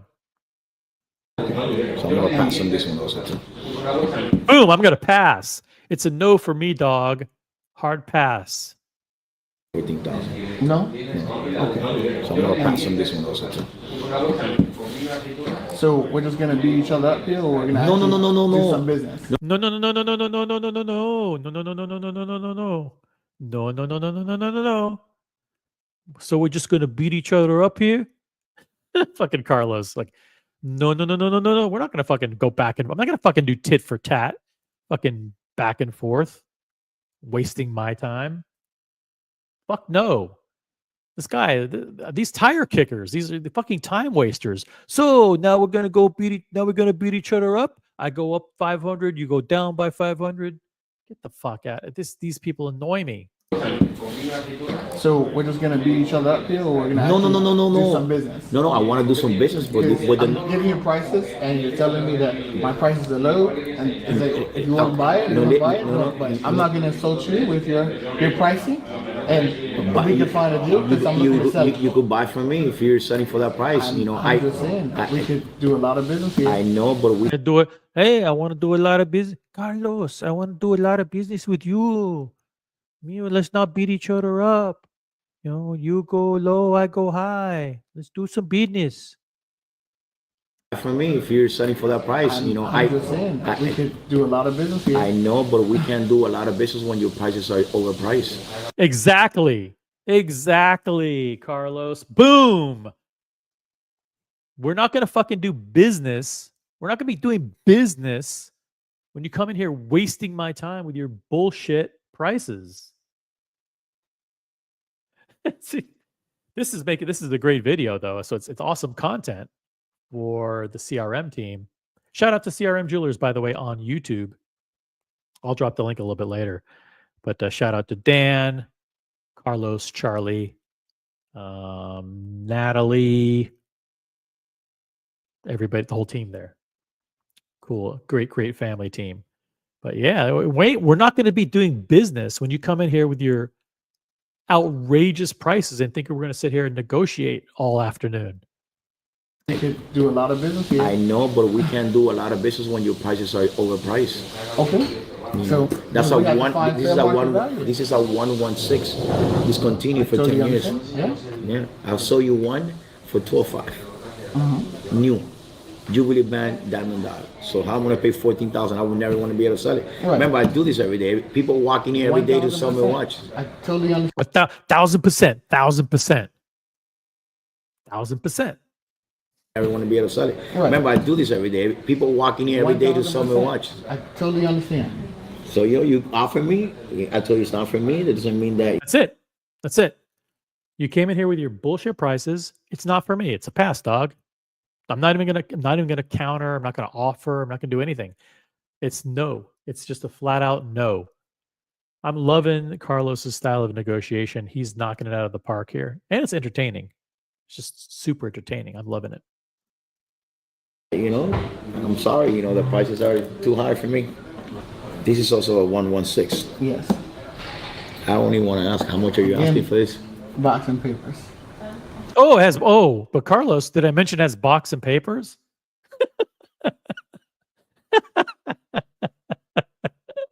Oh, I got a second watch for you. Okay, well, how much? Well, great news, Carlos. This one's full set, box and papers. Oh, well, in that case, yeah, whatever you're asking, friend. The fuck? I only want to ask, how much are you asking for this? Box and papers. Yeah, same thing. 14. The same thing.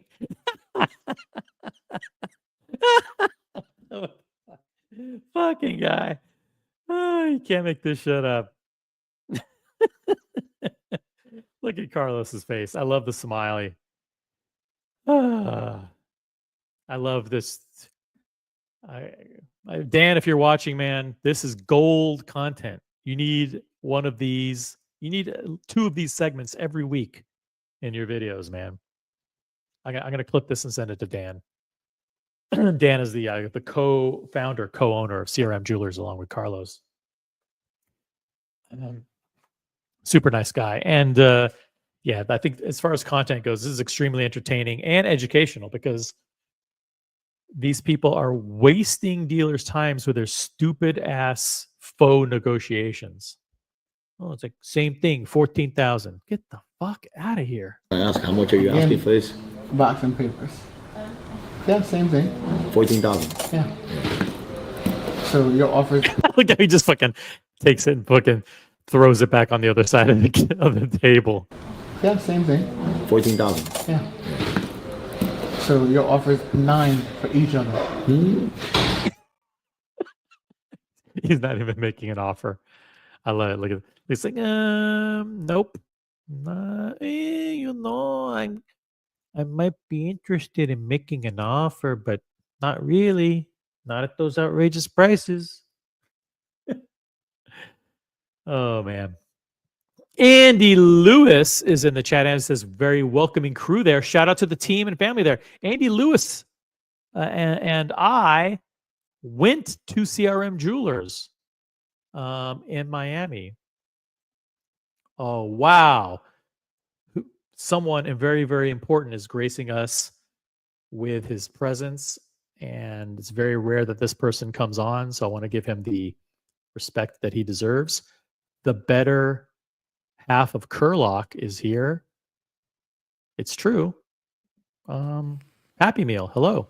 How are you? I love this reverse ball washing. Fantastic intro. Thank you. By the way, I don't think I've said anything. Usually it's like hazardous material. You give me an intro like hazardous material about to come on board. Well, like the last 3 times it's been like, it was 3 times ago. It's like you popped into the back room. It's like, oh shit. Oh fuck. What do I do? What do I do? What do I do? I'll see. What do I do? Oh shit. I guess I better let him on. Yeah. Dude, I sit down here and I hear you doing. Were you doing Speedy Gonzalez impression or what? I can't do. Well, if I do Cuban, like why is OC speaking like Speedy Gonzalez? And does he know that this guy's got a huge Cuban family, even in New York? No. I mean it as a compliment. Like I'm trying. Oh, really? Yeah, I'm trying to do like Carlito slash slash Speedy Gonzalez. 9,000. Are you crazy, man? It's like I'm trying to do like Carlos Brigante and fucking Al Pacino character from Scarface all wrapped into one, man. What the fuck, man? Have you seen this video? Oh, I love. There's There's this big muscle bound like Cuban guy's about 6'4" when he comes in there and he does negotiations with Manolito. With Carlos. It's pretty funny. Yeah, he got him, and then you got the other guy. You got the other guy that comes in. He's always got hot deals for. I got hot deals for you, Carlos, and he just puts the stuff down. He goes, "Hot deals? What are you crazy? You got to be me, dude. I'm not. You're asking retail. I mean, yeah. You know, I've noticed that lately. Charlie has not been making a lot of appearances for some reason. I heard a rumor that Charlie might be going starting his own little watch business. Really? Have you noticed that lately? That Charlie?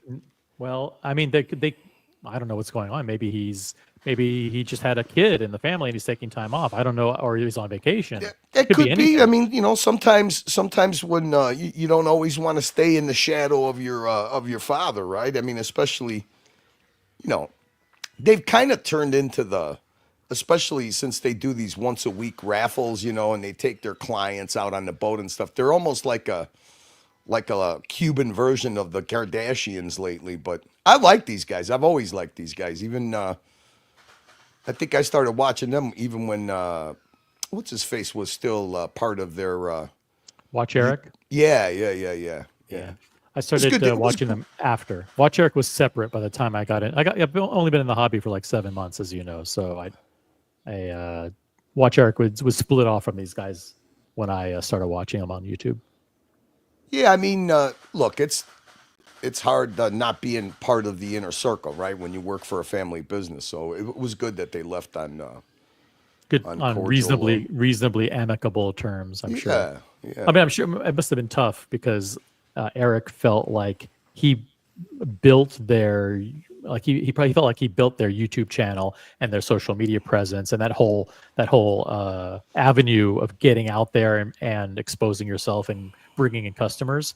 And then when he left, he had to start that from scratch on his own, and they were the beneficiary of a lot of the work that he did. But that's just the way it is when you work for somebody else. Is you work for somebody else. And yeah, I remember when it happened. The story was who is it? It's Carlos's brother-in-law's Dan, or is that his brother? Yeah, his brother-in-law. Yeah, his brother-in-law. So his brother-in-law came in, and what he was trying to have Eric do. Eric was just doing. He wasn't thinking about it like in a marketing aspect. It was more like, you know, here's what we got here. Here's what we got here. He was basically taking inventory and making like little infomercials. And Dan came in and he wanted to professionalize the whole thing, you know, marketing wise. Because that guy, Dan, I mean, I think you could tell he comes from a marketing and investment background, right? Yes, and so I think that's where they butted heads. And obviously, when you're in a family business, the family member's always going to win. But it's good that they both found themselves a cordial way of getting along. You know, even though they're in the same business and do the same thing. So I think that Watch Eric does things a lot differently. He's more like a personal. What do you call these guys? You telling me that he doesn't look like Tony Montana right here? I mean, come on. Look at Carlos. He's got his Tony Montana face on. He's like, yo, I'd like to offer you a 14, my friend, but it's not gonna happen. It's not for me. I mean, the best is when he pulls up with his Ferrari and stuff. You know, in his little personal parking space. And hey, listen, we are a humble. I don't rip anybody off. That's why I got a Ferrari. I got $150,000 fucking 55 Chevy. Yeah, I mean, hey, look, you know what? It's good business. You're a boat guy. What kind of boat does he have? You know what kind of boat? It's not a boat. He's got a yacht. That's a yacht. It's a motor yacht for sure. I mean, it's actually a really nice boat. I mean, and he got that brand new. It's not used, but look, I mean, hey, listen, he gets to write it off as part of the business. That's why it always appears on the, on the show. I mean, so good for him. Yep. So their reputation, I think, has never been blemished. I think the worst thing that these guys get criticized for is when they started doing those raffles. But they were the first ones to do it, and you know it was 100% completely legit because they use a European company to do it because they're actually illegal to do on YouTube's unless you use an outside party. Right. but they're legit. They got a good reputation. I mean, they bring in a tremendous amount of new viewers and young viewers and customers into the fold. But it is. I don't want to say gambling. It is a lottery. It is a sweepstakes or whatever you want to call it legally. It's basically you're buying a ticket to potentially win a prize. It's not selling. It's not. But they seem to have mastered it. They haven't gotten in any trouble doing it. No, I mean, look, it's 100%.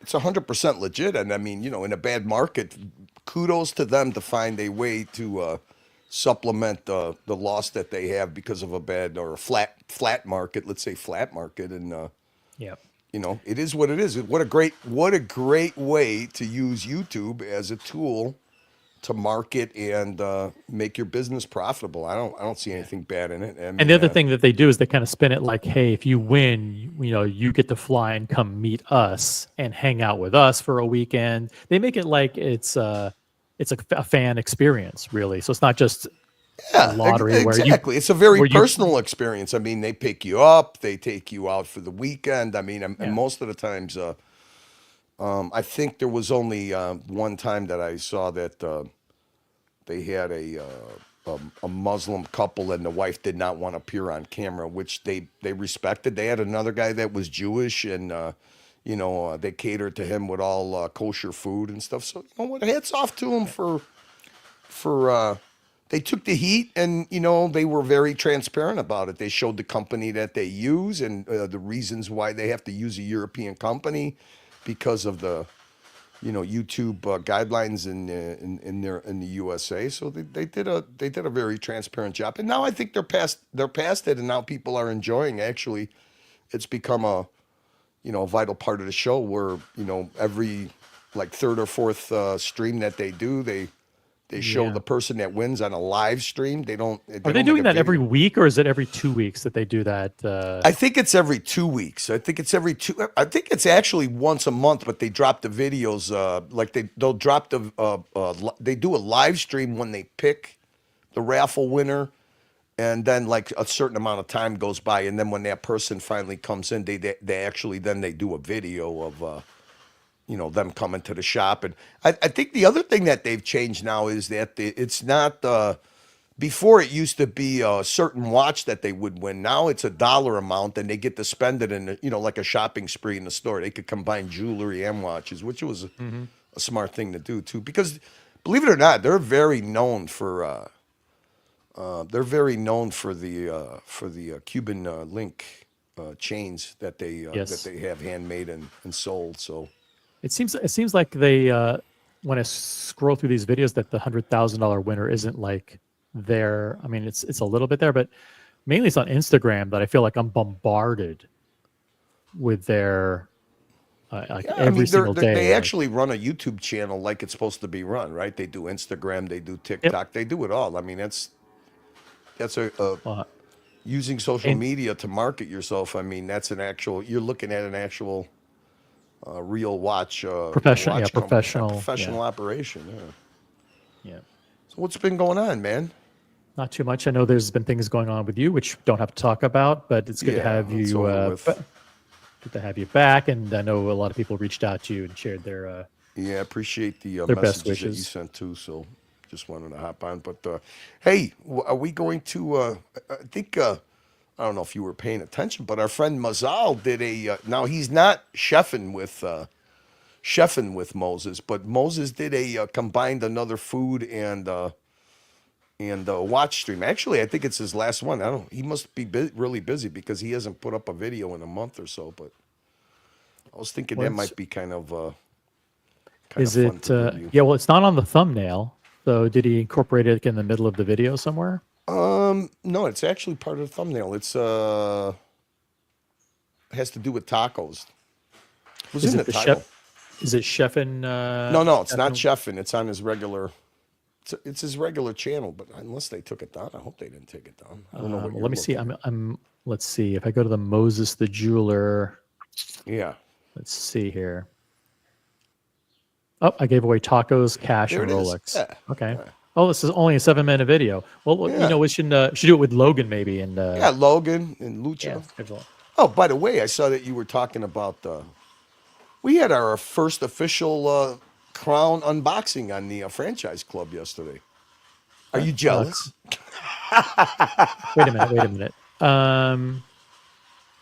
We had an actual who was that? luxury Rolex unboxed on the franchise club last night. Who was that? Who did that? Mr. Lucha Bedick. Oh, okay. Oh, yeah, that's right. That's right. It's funny. I did see that. It's cool to see him reach for the crown after being such a big Omega fan. I think the last 10 years. Well, I mean, he said 10 years that he hasn't had a Rolex, but I think that, you guys pumping the crown and that, you know what? I can't help but say the peer pressure does get to you. I know it does. On these streams. We do realize that we do have to take some responsibility. We're very careful about how often we push a narrative because it actually does become true. I mean, the last 9 consecutive unboxings that we did across the colony, all 9 have been Rolex. I mean, including like Logan Hall, who got rid of a Zenith and got rid of a Tudor to trade up to a Rolex. So like these are things. That but that was in the grill. Yeah. I mean, that was a very so creative way to unbox something. But it's not peer pressure for peer pressure's sake. It's because we really do feel like that Rolex and Patek are pulling away from everybody else. And I think Patek is super expensive. If you're not going to start your journey now, when are you going to start it? In 5 years, when the prices are 50% higher? You might as well bite the bullet.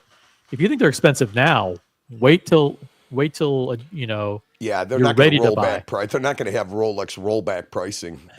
That's never going to happen. So it's kind of like, and we've been debating this too, like with some of the independent brands, some of the expensive independent brands, like for example, FP Journe, which I'll pull up, like for example, today's. Well, give me 2 seconds. I remember you did a fantastic detailed breakdown of what was that? The FP Journe baseball watch. The thing is, you watch guys. I love when you watch guys ball bust each other over your procurements. That was actually pretty funny. Yep. But let's look over some of. Listen, we're doing Watch Talk. It's Pillow One Watch Talk on the OC channel with Happy Meal. But this one in particular here, this is, I'm going to pronounce it in the using the French pronunciation. The FP Journe Répétition Suivante, which I call the smoked salmon, because and then people look at it and go, oh, I get it, smoked salmon dial. Dude, what is with why do the indices look like they're silk screened onto the They crystal? are. Yeah, they're silk screened onto because it's a sapphire dial. So there's a sapphire, but then underneath the dial itself is made of sapphire. So you can actually see through to the movement. And I'm going to use like fancy terms like perlage and like gears and other shit that's in there turning. But like, so the estimate was 200 to 400,000. This sold for 685,000. Oh, is this auction price? Wow. Oh, that's was that a minute repeater too, huh? Not that one. The AP that you're seeing on the screen, lot 27, is the FP Journe. Doesn't it have that little slide handle on it, or was I seeing things? Let's see. Yeah. It's a minute repeater. Yeah, it's a minute repeater. See, look at that. I pay attention, pal. Yeah. You got a when you member see this chat from Mr. Vimal. Yeah. Vimal member for 10 months. How's that even possible? Do you even remember when I started this channel? Member for 10 months, campaign volunteer. Peer pressure is real. I went from wanting just one Rolex Oyster Perpetual only to shortlisting a Patek in 2 years. As Mathis says, seek help. We are out of control. And that's got to be extra hard for Vimal. He's in Canada, right? They barely even have access to Patek there. Let me ask you something. All right, so let's talk real world. All right, so you live in Canada. Maybe at max, say you got a 2-hour ride to go over the border into I don't know, Detroit. Right. I mean, Do you really? Is it really? Do you really think that somebody's going to come into America, buy a $30,000 luxury watch, and then declare it and go in? You know, let's not I go mean, there. come on, it can't be that hard to smuggle a small watch box into Canada. Yeah, let's say you wanted. Let's say your destination was say Cornwall, Ontario, or whatever, Cornhole. Yeah, and there you go. You drove over the border to Messina, New York, where you happen to have a mailboxes, etc. Address. You just got to be a slight bit, you know, unscrupulous. You can't have any integrity. That's all. I mean, let me see. Save $2,800 in taxes, or do something that's illegal with customs. Yeah, I think I'll do that every time. Well, I'm not condoning that at all. Well, you know what's kind of funny? Everybody forgets the story. You know, the funny thing is, two people, even in Archie's chat, okay, there was two people that used to get timed out all the time in the chat when Greasy Shirt used to come on the panel and stream from his broom closet. And that was me and Plastic, because we always made fun of the guy. But the funny thing is he told a story one time about he used to, when he needed tires, he used to drive into the USA, get the tires put on in the USA, and then drive across the border because it was just cheaper to do. I mean, so, you know, it kind of, the guy's kind of giving you a hint of what kind of a person he is when you do something like that, right? Because you're not supposed to do that. Bamal says, Curly, the authorized dealers will not sell to tourists. So I can buy from CRM and drive over, but not from an authorized dealer. Yeah, that makes. I think they have somebody in Toronto, right, Bamal? Don't they have like a Rolex and Patek in Toronto in some of the major cities? You know, the good thing about CRM is if you do a e-sale with them, no tax. No sales tax. That is good to know. Are we going to be pulling up European Watch and going through the watches and selecting? You still have to buy a Rolex one of these days. You know, the grift must continue. Dude, I'm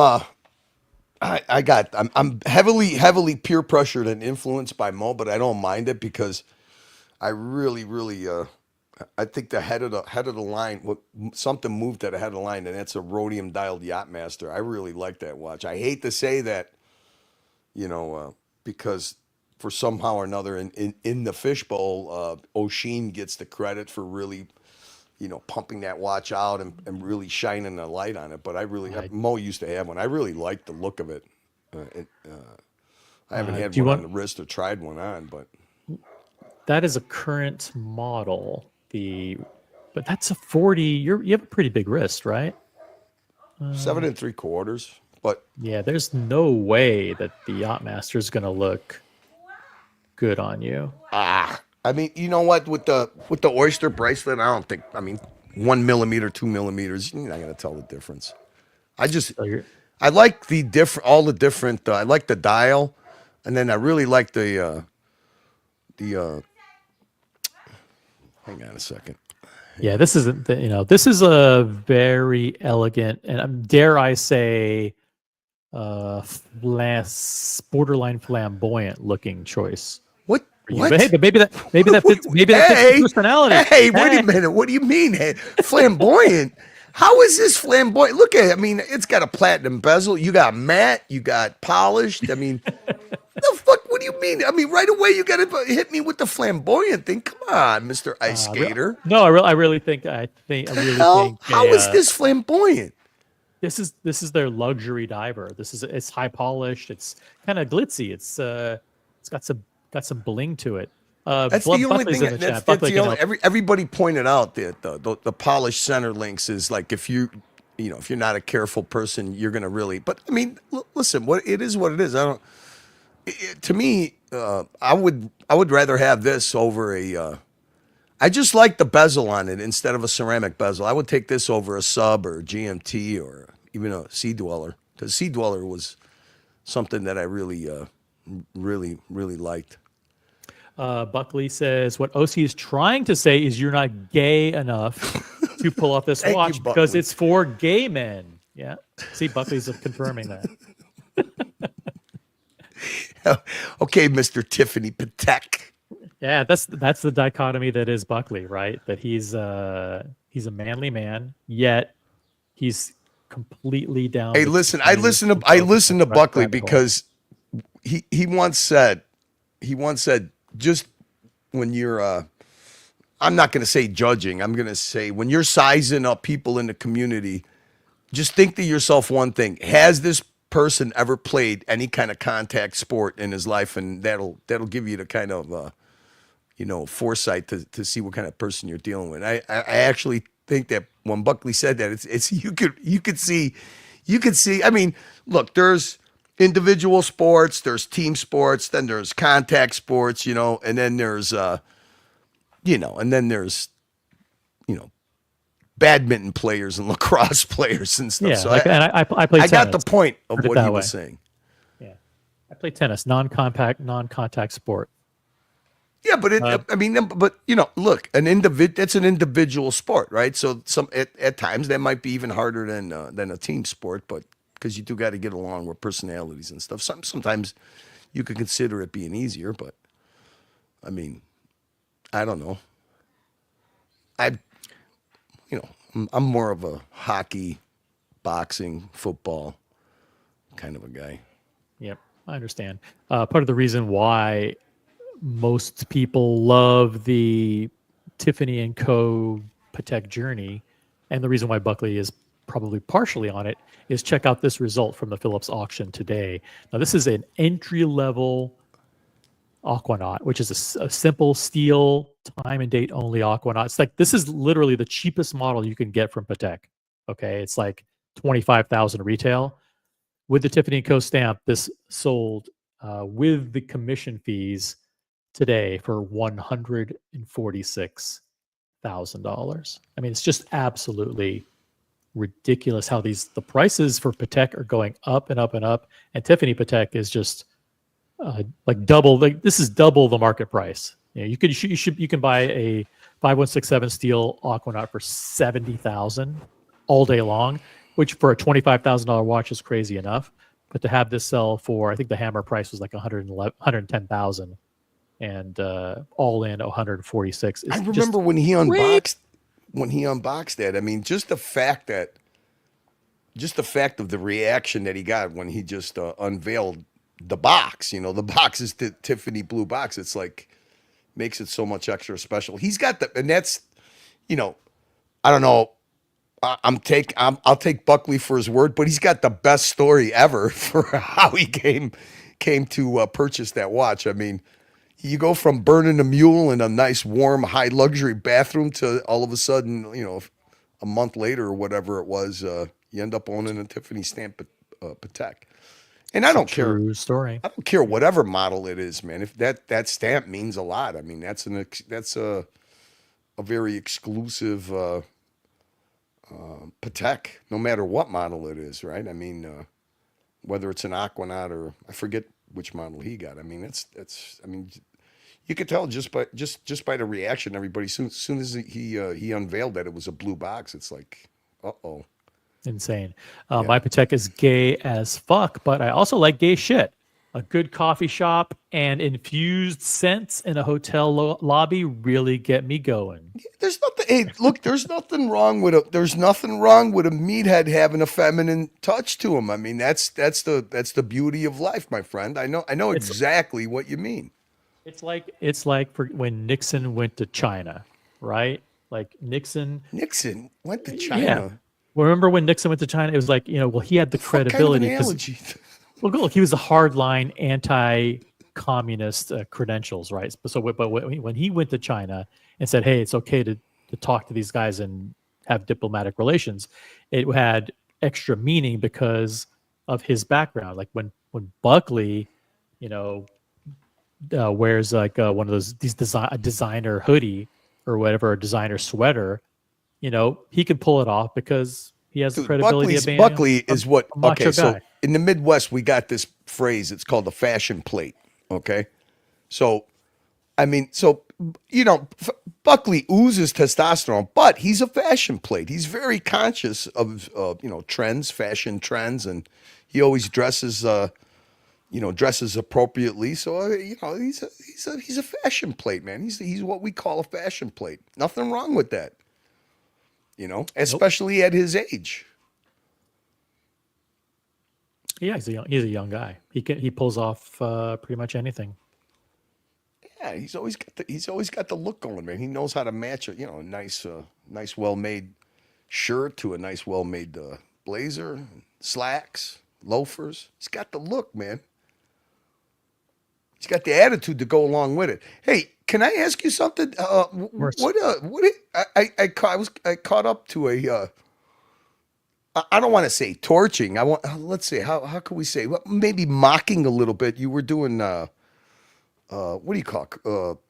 Theo and Harris? What's his name? Cristiano? Yeah, Theo from Theo. Theo. Yeah. Yep. Did you see? What is now? That guy's I guess a heavy hitter in New York watch YouTuber, right? Isn't he? He used to be, not so much anymore. He's pretty much fallen off the face of the earth. Did you see his last video, dude? His watch collection? His one? No. I mean, he did a state of the collection, and I'm like, wait a minute. I'll tell you what. I mean, my only experience with him is he came on. I happened to be on a panel. He had come on. He had come on the ex Pontiff's channel. You're the new Pontiff, obviously. And him and his dad came on, and they were just like great guys. They were both pounding some scotches, and it was just a really fun 2-hour stream with them. They were really down to earth. I never. What's up, Paisan? Look at Madman's in there. Doc B, Brody. What's up, guys? I didn't know that he had such a I don't know. What's a nice way of putting it? Eclectic taste in watches. Why does he buy women's watches? He wears women's watches. I don't know if they're women's watches. I actually don't know much about his collection. I know he loves small watches. He loves Cartier. Let's review, because I mean, it seems like now for some reason he must have been getting a little heat for it, and now he has an explanation of why he bought these. He calls them women's watches, females' watches. Okay, I have not reviewed this. No, they make straps, and he's what, a marketeer? Is that what he uses his channel for? He's a marketeer for the watch industry. He has a marketing consulting company. So okay, not just for the watch industry, but for other industries. Mainly, I mean, I doubt he has any watch clients or any retail clients in the watch space at all. He does watch like marketing consulting for other industries. Oh man, look at hold on a second. See, every time this man comes up in the chat, I feel we should have some trumpets going. Doo, doo, doo, doo. We got LP pay. Everybody gets everybody's equal opportunity. Everybody gets the red carpet? That's right. Everybody gets greeted. If I haven't greeted you in the chat, let me know. Julius Caesar's here. C3D Now is here. And Brian the Pipe is here. Hey, what the fuck? I'm telling Mo you are cheating on him. No, Curly's allowed to go wherever he wants. And... well, here. Actually, it was kind of.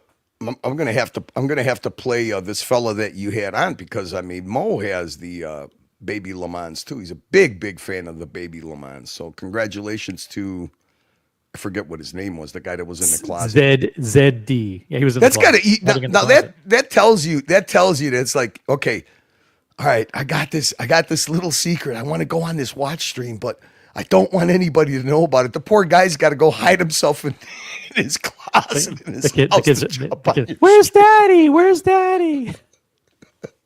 I mean, the narrative I could come up with, OC only has people that are in the closet.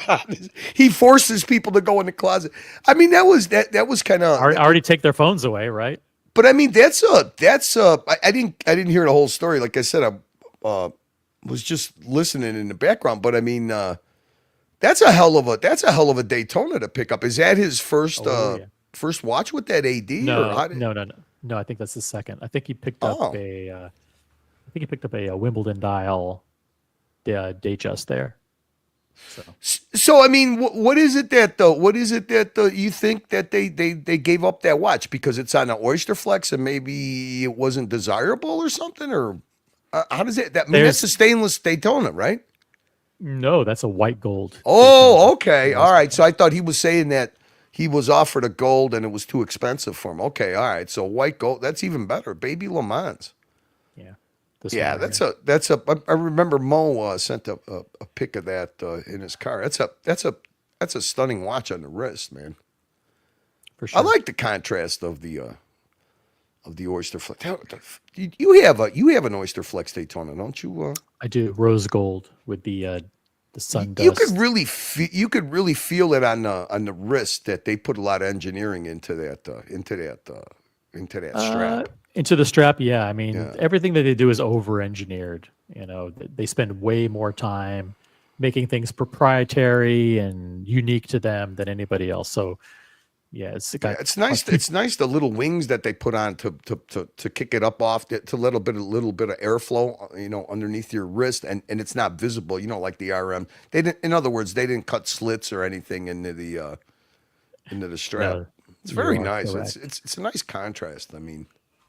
Well, and you pay for it. These are not cheap. This one is a $37,000 watch, which is absolutely ridiculous. Only in our hobby, you know, would you be able to buy something like this, justify it, and then hide from your family, not tell your wife that you bought it, and hide the credit card bill, hide from the kids who are, you know, Dad, I want Daddy to read me a story before I go to bed. And he's hiding in the closet, fucking on a watch live stream. But you know, I mean, on the front end, I could see where a lot of people don't understand it. But on the back end, look, if you're able to get this from the AD, you got full box papers and everything, you keep everything in great condition, and you wear the watch for 2 or 3 years. I mean, you know, a watch like this. A watch like this. Say you wear it for 2 or 3 years, and then you go to get rid of it. You know, even in a flat market.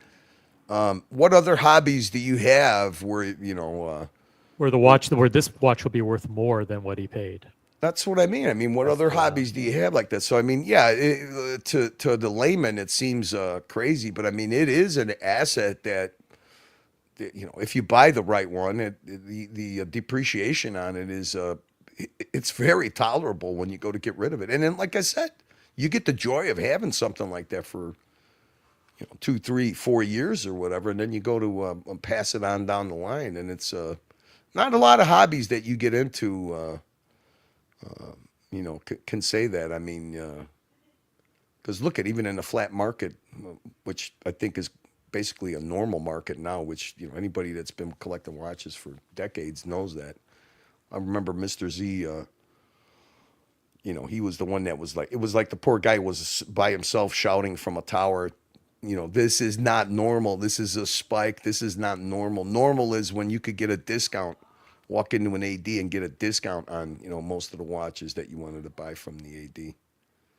But, yes. So do you want to actually go through this? It's a short video, something like 7 minutes. Yeah. I mean, like I said, I never look. I know that like I never really watched a lot of his content, but I know when he was on Archie's channel, he had like a 2000 BMW 318 convertible. So he was kind of eclectic, but I mean, he had a date just on.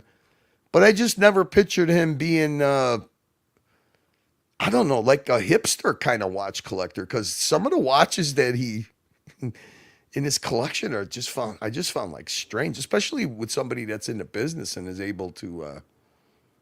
The one funny thing is he didn't tell his TPG story about the Datejust that he got. He left that out of his watch collection now. Yeah, he was very famously in the one of the first TPG videos. Yeah, but his story on that was pretty funny. I mean, when he told it, it was he just found the whole situation really, really weird. At at that time, TPG was kind of clout chasing him, so it was like it was just a funny story, especially the dinner story. You ever remember hearing that from him? Not the dinner story, no. Yeah, he went to that Sam's Steakhouse that TPG always used to spruik.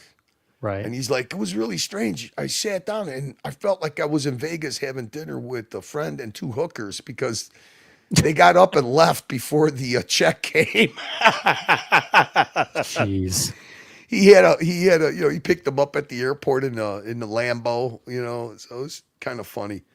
Gave him a good discount, I guess, on the watch, so he didn't mind. But yeah. Yep. All right, let's hit play and see where this goes.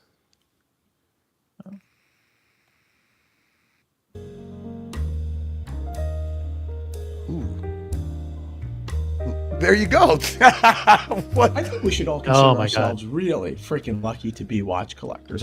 I just before I have never seen this video before, but I don't like when he uses the word conversation. Like sometimes he'll start a video and go like, hey guys, I just want to jump on and have a conversation. What's the date on this video? What's the date on this video?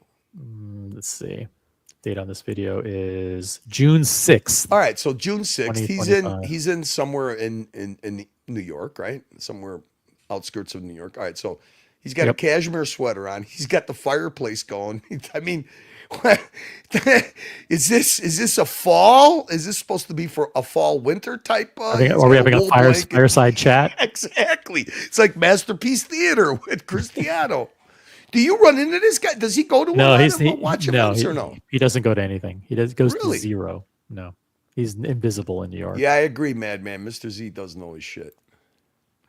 Let's see where this goes. So he's like surrounded. Look, he's got the distressed leather, chair. He's got a couple of, I don't know, Eddie Bauer wool blankets, some Native American wool blankets, fireplace. He's got the cup of Joe. Yeah, he could be just plopped himself down inside of a crate and barrel somewhere in the mall. Yeah, it's like he's on the east coast of Kitty Bunkport or something. I don't get it. The watches too are like I said, very surprising to me. Yeah, this is like wait. Hold on a second. Click back 5 seconds. Does he actually got a bag of antique golf clubs behind him? Yep. He does. No, I don't know if they're antique, They have metal shafts. They're pretty antique. I mean, carbon fiber. All right, whatever. Let's go ahead. Full of pieces here, 6 watches that I'm never going to sell that are just unbelievably interesting and intricate and represent such history and do it with such class and quality, right? Things that have been relied upon for 60, 70 years and will be relied upon for another 67. Oh my, yes, they're so animated with his fucking hand gestures and enunciation. They're just interesting. They're eclectic. They're special. They're this. They're that. And then look. So, like I said, something happened with him. He got into a fight or something, and he's been catching a lot of flack on Reddit and stuff. And then, they talk about his female watches and the guys, whatever his party habits are. I don't care about that, but. It was funny that he comes out with this, and it's like, okay, guys, I'm going to explain to you why I got these women's watches. Maybe he thinks that we care. Maybe some people. I mean, maybe his core audience really does care. But if you look at, and I haven't. Let me see here. Let's just look. 25,000 views. That's not insignificant. That's a lot. Yeah, he doesn't have a reputation of a kind of guy that buys views and stuff. But no, that's a big audience. Start off with the most obvious. This is the first watch I ever purchased. This is my Rolex Datejust reference 1601. It dates to 1977, and this is the first watch that I ever owned that really began that thought exercise. I believe that's the TPG watch. And you know who got that for him was not TPG. It was Marco. Marco, exactly. That vintage watch lovers love so much, which is what was happening when this watch was made. This is the first watch that really, pushed that question upon me. 1970s. I don't even understand the question. All right, hang on. No. Okay, so what was happening in 1977? Now I'm going to ask you a pop quiz, Mr. OC. He misses the most important event that happened in 1977, which I found a little bit amazing. I mean, I know what 1977 means to me. Let's see if the chat. Okay, no, the date 1977 is a once in a lifetime celebration of this country that happened at 1977. Let's see if anybody. Well, it was 1976 technically. That was the 200-year anniversary, right? The bicentennial, but the bicentennial coins came out in 1977. So I remember it as. You think bicentennial coins are the most one of the most important events that happened in 1977? Dude, they were for me. I was collecting all of them That was that was the bison USA, man. The bicentennial year of our country. No. The chat is doing a far better job. No offense, but the chat. Look, Corrado says that's the year Elvis died, 1977. That's true. Bamal says Star Wars. For me, it was Kiss Alive 2. Kiss became the biggest band in the world. It was voted the #1 band in America in 1977. Dude, I just remember being a coin collector. All of a sudden, I began my coin collecting journey in 1977. What's up, Buckley? Bicentennial coins. Get the fuck out of here. I know. Hey, talk about gay as fuck being a coin collector. Who the fuck collects coins? I don't know, man. I was collecting coins and ripping on the football field as a fucking left and right tackle, offense and defense. So what did I know? Maybe I got hit in the head. Yeah. I just looked it up, Curly. If you said Jimmy Carter won, it would have made more sense. Yeah. Well, Jimmy Carter won in 1976, and he became president in January 1977. Oh shit! You guys are talking about Theo and Harris? Well, yeah. Apparently he is talking about the 6 gayest watches that he'll never sell from his collection. Well, like I said, there's a backstory because he had been getting ripped apart about wearing so many female watches, and now, he comes up with the story of why he owns these watches, not why he wears them, but why he owns them, which I found a little funny. I don't know if it's, it's either this or we go back to the Speedy Gonzalez. So, you want to go? Yeah, it's up to you. We can do the Carlito review of Carlos. I think Buckley should decide. Yeah, which one do you want? I don't even know what the topics are. I checked in the stream. I saw Curly, and then I started talking about how I'm like a little gay. That's wait! You shots fired first, buddy. You shot me. I mean, a little gay is better than being a lot gay, I guess. I like this one. I'm gonna go back to the beginning, but I'm not gonna interrupt at all. I'm gonna run through 1 minute with no interruptions. Just let it rock, and then we'll get Buckley's reaction. Okay. This is a guy coming into CRM trying to sell watches. Ready? Here we go.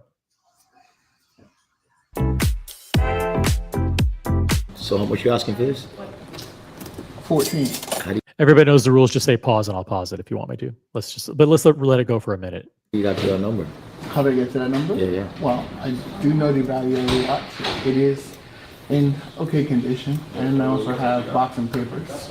You know what year is this?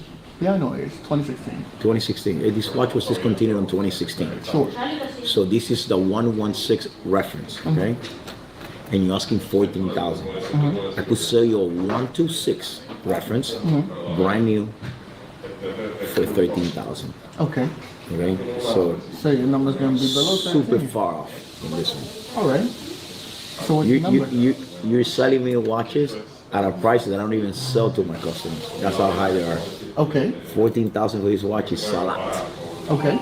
Okay. At the one I bought here, Jubilee Diamond Dial, I paid 10,500 or 11,000. I'm asking 13,500. Okay. So for this watch right here, the most I will pay will be 9,000. Bush. Yeah. That's way off. Yeah, this is a 2016, almost 10 years off. So maybe the prices in your country is way different than here, but this watch. Go back to your country is what he's saying. Go back to your country. 2016, it's not worth 14,000. No? Okay. So I'm gonna pass on this one also too. So we're just gonna beat each other up here, or we're gonna do some business? No, I want to do some business, but I'm giving you prices, and you're telling me that my prices are low, and it's like, if you want to buy it, you want to buy it. But I'm not gonna insult you with your pricing, and we can find a deal because I'm looking to sell. You could buy from me if you're selling for that price. I'm just saying, we could do a lot of business here. I know, but we can't do a lot of business when your prices are overpriced. Okay. So that's a one. This is a 116. Discontinued for 10 years. Yeah. All right, minute pause. A minute went by. I'm abiding by your rules. Okay. Minute went by. You don't mind if I discuss potpourri diffusers with Buckley right now, do you? Whatever you want, go for it. Buckley, have you ever tried crispy hot oil? No. Oh my God, dude! I am. How about you, OC? For what? What would you use that for cooking? For it's a condiment. No, never used it. Oh my God. Guys, all right. So listen, I know that. All right, I'm more Buckley than OC. I mean, OC, come on, you kind of grilling hot dogs is not. You don't want to put it on hot dogs, but you guys got to try this stuff. Can you look it up? Crispy hot oil. Just taking a little detour here because I mean, I can't beat up on our Cuban brothers, man. And your Speedy Gonzalez impression is not good. We're gonna do some. We ain't gonna be doing. You know that somebody's gonna be playing. OC is racist against Hispanics. I'm just trying to help you out here, brother. I'm 70% Hispanic.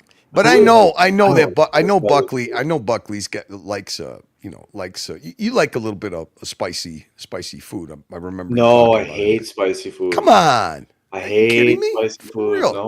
No. How about spicy savory? I'm not talking about like straight up hot sauce. I'm talking about savory with a little bit of spice in it. No, nothing. Okay, guys, this stuff here. Now they got a dry version and they got where it's infused in olive oil. So there was Liberty Spot recommended this stuff to me, and I'm telling you, today my wife did something because I got extra hot for her. I got the regular, and she took and combined both of them. This stuff here, I'm telling you guys, on roasted chicken, on anything. It's garlic, it's fried garlic, fried onion. I think they use serrano pepper flakes, red pepper flakes, and really high quality olive oil. I don't have an affiliate link or anything like that, but you got to get the original. There's a lot of companies now because it's like trending. There's a lot of companies making this stuff, but this is the original. So right there, it is a flavor bomb put on anything. If the regular is about on a heat scale from 1 to 10 is a 5, and the extra hot's about a 7. My wife actually took the 2 bottles and combined them, which is like perfect, but. And you don't, it has fried garlic. You can read the ingredients here. French fried garlic, French fried shallots, hot chili pepper blend, olive oil, salt, red pepper flakes, paprika, ground ginger, cumin, and non-genetically modified cane sugar. And then you don't just drizzle the oil part, but also there's like chunky bits. Yeah, no, you don't want to just do the oil. You want to get a little bit of the fried onion and the fried garlic. I actually want to talk to Logan Hall, and I want to do a collab with Logan Hall where we make this stuff. Because what kind of sucks is that it's I believe, what is it? How many ounce bottle is it? 6? They're small. It's small bottle. I'm telling you, you could use a half a bottle. And this is, you don't cook. You don't like, if you make roasted chicken, you don't rub this on as a marinade. You put it on after the chicken is roasted. Right. It's just phenomenal. I mean, so shout out to and everybody, Ryan. I mean, everybody that had tried it that was in the chat was highly recommending it. So, but for some reason, I was under the impression that you liked I thought I remember you talking about Thai food, Buckley. Maybe. Yeah, I hate it. Every time one of these fuckers wants to go to a Thai or an Indian restaurant, I back out. I hate it. What do you like? I like obviously Italian food, but steak, French, Mexican, Japanese. So when you get a pizza, you don't put the hot pepper flakes on it at all? No. Parmesan cheese, you just no. Okay. So you just kind of vanilla. Yep. OC, you like spicy, don't you? I do. I like crushed red pepper. I like spicy sauces. Like, for example, if I'm doing Indian, I like Penang, or like super hot red curry, as hot as they can make it, pretty much. So, yeah, I want to make this stuff because I think it's like $13 for. I think the bottles are, like I said, we made roasted chicken, and half the bottle's gone just putting it on there. It's good stuff. You bought it Someone shipped it to you, or you bought it locally? I got it from Amazon. Which, hey man, maybe I should I should start having an affiliate link. But yeah, hey, we have a superstars in your chat, my friend. Lots of superstars, always superstars. Kesslowitz is in the chat. I hear Buckley Keslow, doesn't jump know. on, baby. Keslow, jump on, Keslow. Jump on the panel. We got also Logan Hall. I'm getting Buckley eats refrigerator pizza every morning. Nothing wrong with nothing like a nice cold. It's got to be good pizza, but nothing like a cold piece of pizza, man. Kesslowitz must have heard from Brody of my visual disapproval of their food. Dude, did you know that Keslow somehow ran the gauntlet through the LA riots and went and met Sean for dinner tonight? He's working leads, man. He is going to be the top sales associate at Happy Jewelers, our man Keslow. He's made it into the big time. He's going to be actually reviewing producer Michael's watch collection, giving producer Michael watch collecting advice. That Mr. Shark Tank guy. I mean, Keslow, did you know that Happy Jewelers sells watches to Nate Diaz? Stockton, baby, Stockton. John Jones. This guy's hit. It's Jimmy big time. I love Kelso. Will he jump on? OC, can you send him a private link? Rate? What's the commission rate they pay on when you sell a watch? Curious.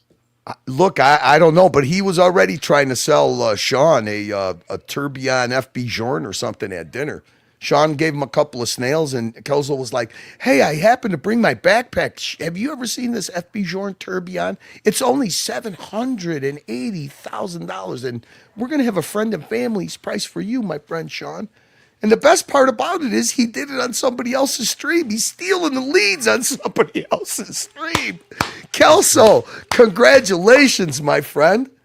Yeah, he's if I were Happy Jewelers, I'd get him a $3 million insurance policy, because the guy's going to be taking stock out of the safe, throw it in a backpack. Dude, Kelso's going to overshadow all those guys in a month, man. You had the charisma, the positivity, the enthusiasm. Well, horology meets flamboyant. You talk about flamboyant, baby. There's Mr. Jimmy Big Time Flamboyant right there. Well, he has a good personality for on camera. Dude, he's fantastic personality. Are you kidding me? The positivity just oozes out of the stream.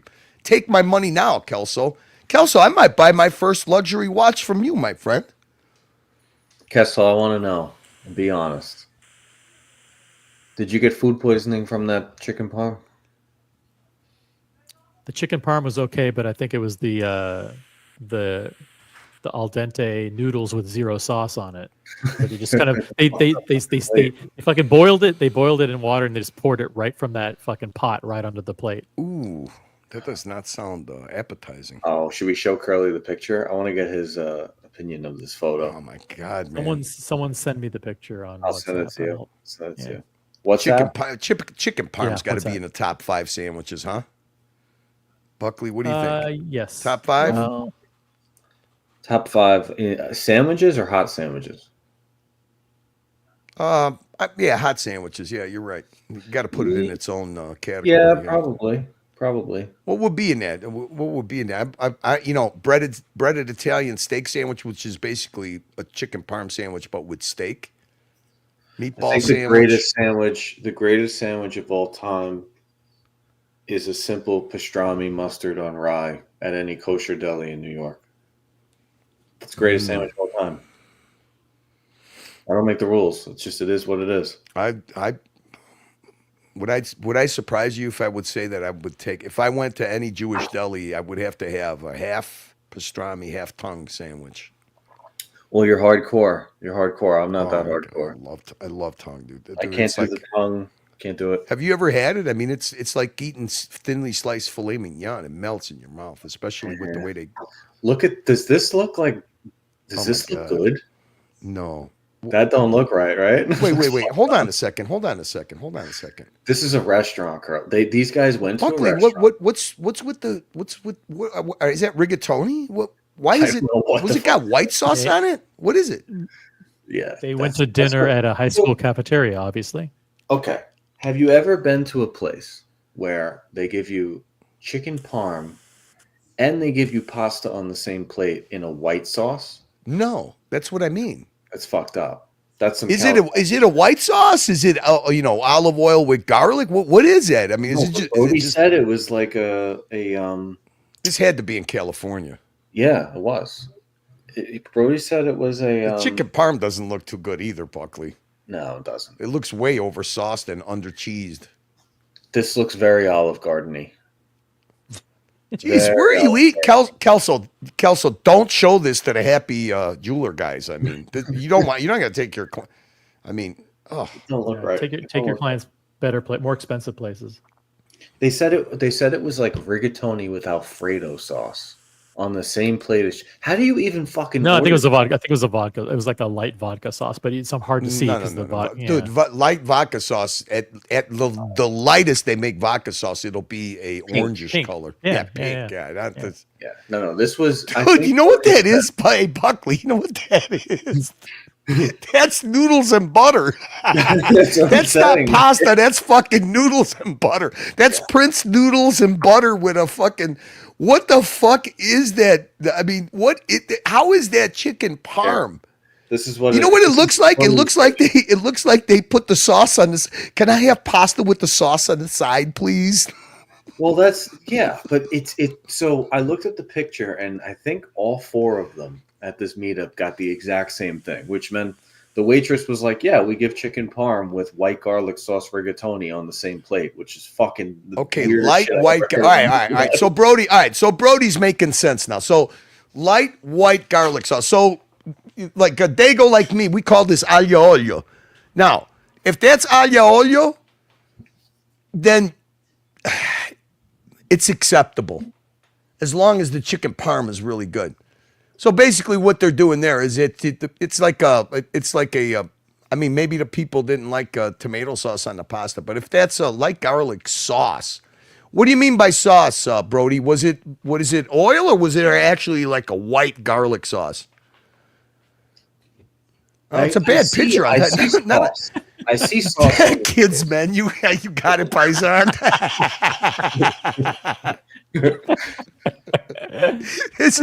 Did you guys go to a school cafeteria? That's what I said. That's what I said. It's fucked up. Hey, sweetie, today's special is chicken parm with puke sauce. What's up, Logan? What's up, Logan? Hey, guys. There's food on the screen. Let's critique it. Hell yeah. Ooh, man. I mean, so okay. So was this what Brody ate, or not? No, they all ate it. Logan, they all, from what I remember, ordered the same dish. Did they like it? Did everybody have high marks for it, or?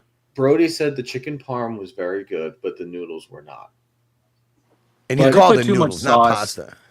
We had a discussion about it, Curly, and Brody is like, usually he can take the punches, but for whatever reason, when I commented on this food, he got really fucking pissed. I don't know why. Very, very defensive. He got so mad. He was like, "Fuck you! You don't know what you're talking about." I was like, "All right, take it easy." Well, wait, I bet you got an Italian wife, right? Yeah. I mean, so you know what you're talking about. I mean, and first of all, you're supposed to have chicken parm with pasta, not Prince spaghetti noodles. I mean, look, I'm at a disadvantage because I couldn't look.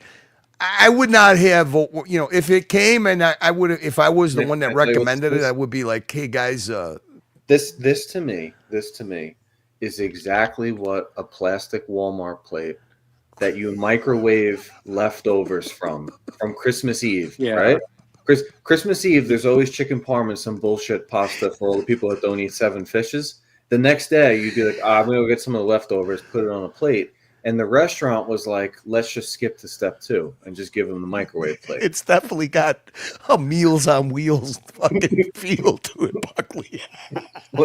So here's the best part. Because we can't show, I don't have the full photo. Maybe Kessler. This is what a Polish wife cooks for an Italian husband. Yeah. So the other thing too, which makes me a little weary, maybe we can get the full photo, but they're at this place and they're outside and they're sitting at tables that look like it's a fast food burger spot. It doesn't look like an Italian restaurant. It looks like a fucking A&W root beer.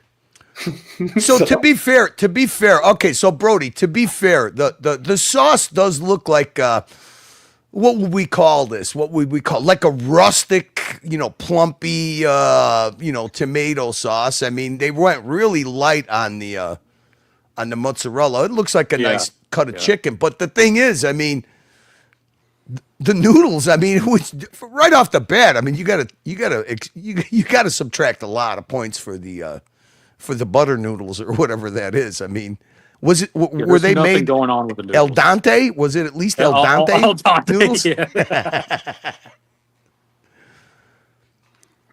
Yeah. You know what?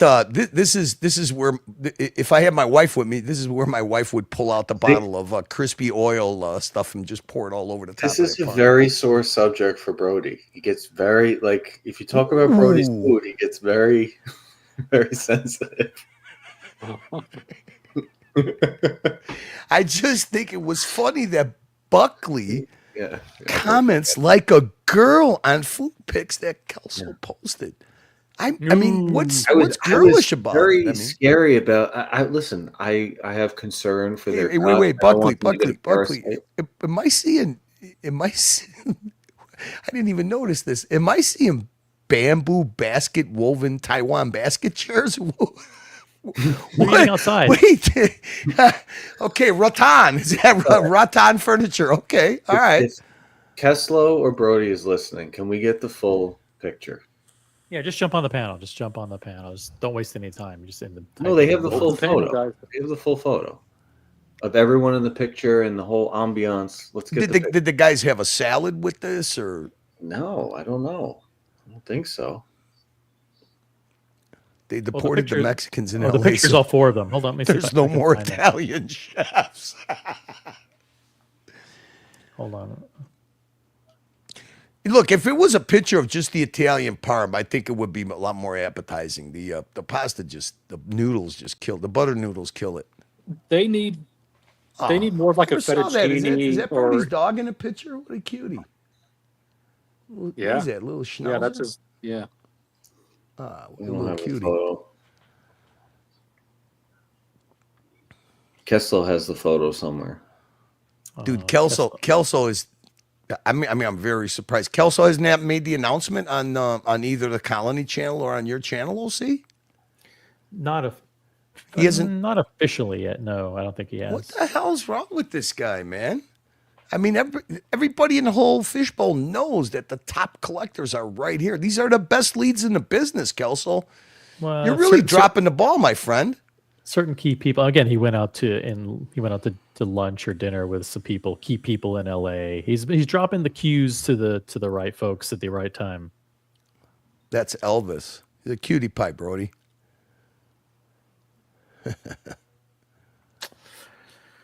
Yeah, I can't. Hold on a second. Let me see if I can find it. Nope, don't have it. Don't think I have it. Well, I mean, you learn something new every day. So I have a feeling. That Kelso was in charge of ordering this entree for some reason. I may be wrong. I may be wrong. I wouldn't order light. That's that kind of sauce. I like either vodka sauce or pomodoro or marinara, bolognese. Yeah, I mean the sauce on that parm it looks very like they say rustic, watery. No, it doesn't look watery. Curly, it's more chunky. It's more chunky. Yeah, exactly. Yeah, Curly, chunky. from your background and from going to Italy, chicken parm's not an Italian thing. It's like our General Tso's, right? Chicken parm, chicken franchise, penne alla vodka. This is all our fucking General Tso's Kung Pao chicken bullshit that we created in New York, right? So yeah, they do steak pizzaiola, chicken pizzaiola, but when they do it, it's more almost like a lasagna. You know what I mean? It's not like yeah. But yeah, hey, what about as far as warm sandwiches go? How about thinly cut pork cutlets with what the fuck is that called? I know the name in Italian. Broccoli Rob. That's a famous New York sandwich. I've actually never had that. No, I like a good fry. Okay, here we go. There we go. Fucking Rolex, man. Look at this guy.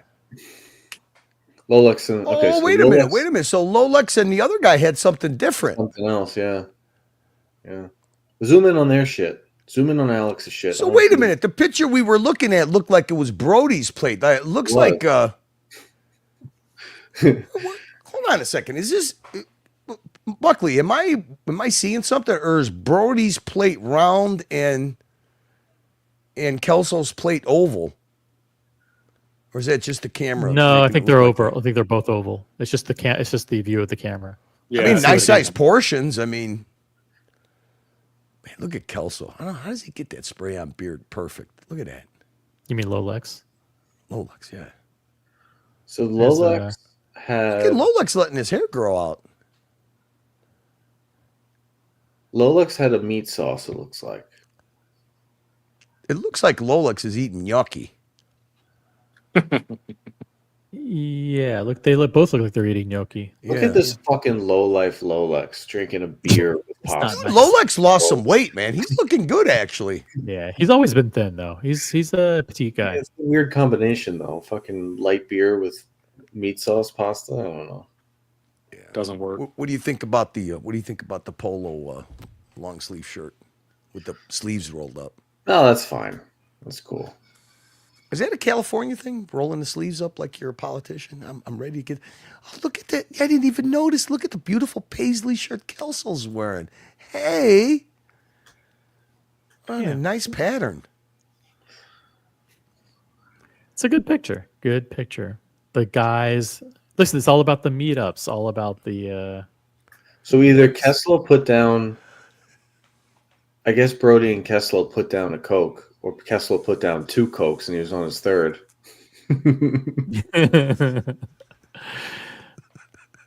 Who's the other guy? Who's the guy that I don't recognize? Alex. On the right? Alex. That's Wristwatch Holic. Yeah, Wristwatch Holic is a legend. Absolute legend in the chat. Drives a Maybach. Has a big black Maybach. Does he sit in the front or in the back?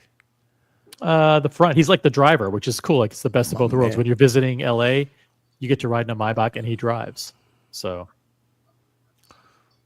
Oh, and the watches are sitting in the middle of the table. I see. Okay, I gotcha. That's like is that an acquired meetup thing, right? The meetup orgy. You throw all the watches. I would have insisted that linen that they got over there on the. I don't know. But Now, is it a bar towel? Here's what I will say. Outdoor restaurant in LA. You're doing the watch orgy for a photo. Dangerous move. It's fine. They're not in Beverly Hills or anything. I mean, maybe they were. I'm not sure exactly where they were. Oh, they were west of LA. They were in the suburbs. They were fine. No. Well, I'll tell you one thing. They give you a nice portion. That's for sure. It's not a nice. I mean, for Buckley, that's not a big portion. Hey, it's about the company. You ever been to dinner with Buckley? Food, right? Buckley can do 3. We order pizzas first, okay? We'll have pizzas, calamari, fucking. It's not. There was a time where OC. And they'll do a fucking parmesan, veal parmesan after that. There was one time where me, OC, and Small G went to get pizza, and OC was like, "You guys want to order a pie?" It's like, "Yeah, let's get a regular pie, and then you guys get a pie." He's like, "Oh no, we'll just share one pie." I was like, "No. You guys share a pie. I'm gonna order a pie." OC was like, "What the fuck?" He's like, "What the fuck they were small. They were small personal pizzas.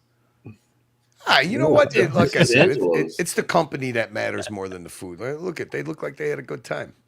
Oh yeah, I'm sure it was a great time. Nothing. A bunch of Parmesan cheese and some hot pepper flakes couldn't solve if it was a little bland. I mean. The pasta on Kelso's plate looks extra flat for some reason. Zoom in on that. Zoom in on Kelso's pasta. Okay, let's zoom in on his whole plate. It's never good. It's never good when the pasta collapses because that means it's not al dente. Dante. Al dente. All right. Jesus, look at the parm. Chicken parm looks all right. It looks all right. Yeah, it does, right? Looks there's some nice, basil on top. Yeah. It's a look. It's a rustic sauce that they put on it. More, a very rustic Those sauce. noodles, though, those noodles need some help. Those look fucked up. Yeah, I think they overcooked them. They look like they're fresh noodles. It's just I don't get the, I don't get the combination. That's what am I don't know. I mean, what am I? Well, it is California. It's maybe they wanted the pasta to be light and fresh. Yeah, but correct me if I'm wrong. Whether it's chicken Parmigiana or veal Parmesan, it's supposed to be pounded thin, right? Yep. I mean, that's. I mean, it looks like they think of the. I mean, I understand sometimes they don't want to pound the chicken breast super thin, but you have to. Otherwise, you end up with this. It's like a giant chicken breast thickness piece of meat. And then they definitely pounded it out for that thing to be that big. But I mean, you're talking about thickness wise.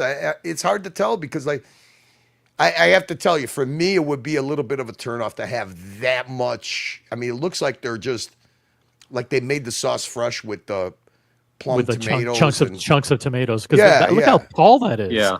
I mean, that's so much sauce. I agree with you. I mean, OC, I would want a light coating of sauce, a light coating of cheese, nice and thin, and then, because you're eating a carb bomb with the pasta, so it's, you don't want to have a big giant thick piece of chicken, but it was Butterfield, and it was butterflied and thin, yeah.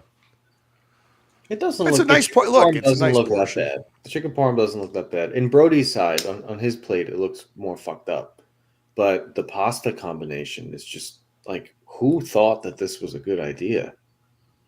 It's fucking weird.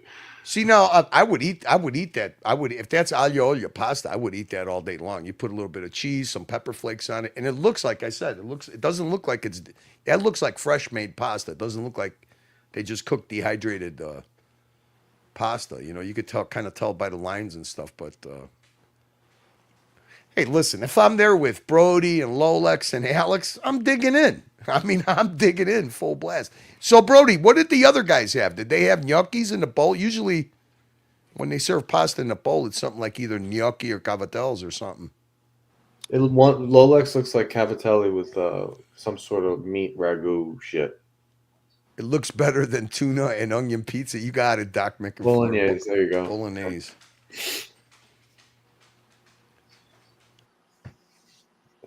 I haven't seen it in the news. Did they get the riots under control in LA? Looked like it was starting to get pretty bad. Did you guys see that at all? No.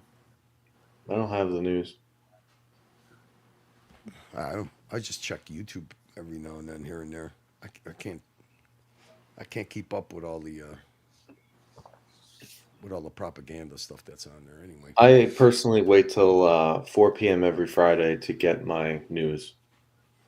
Where do you get it from, bro? That's the joke. I personally like a good news anchor to do long, drawn-out pauses with a cigar and alcohol. So we're talking. This is steak here, right? This is like a thinly pound veal, I believe. Yeah. Yeah, and it's good that they left the bone in too.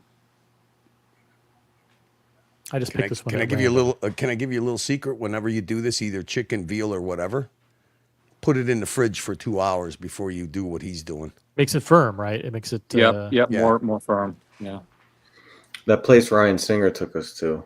That was like top 5 veals I've ever had in my life. Yeah, so he's basing, but it's kind of weird how he's basing. Like he's not doing a full based here. Interesting. Yeah. Is he cooking in olive oil or is that butter? There we go. It looks like butter. Yeah, it's good stuff. Yeah. It looked like it wasn't hot enough, but actually it turns out it is. Yeah.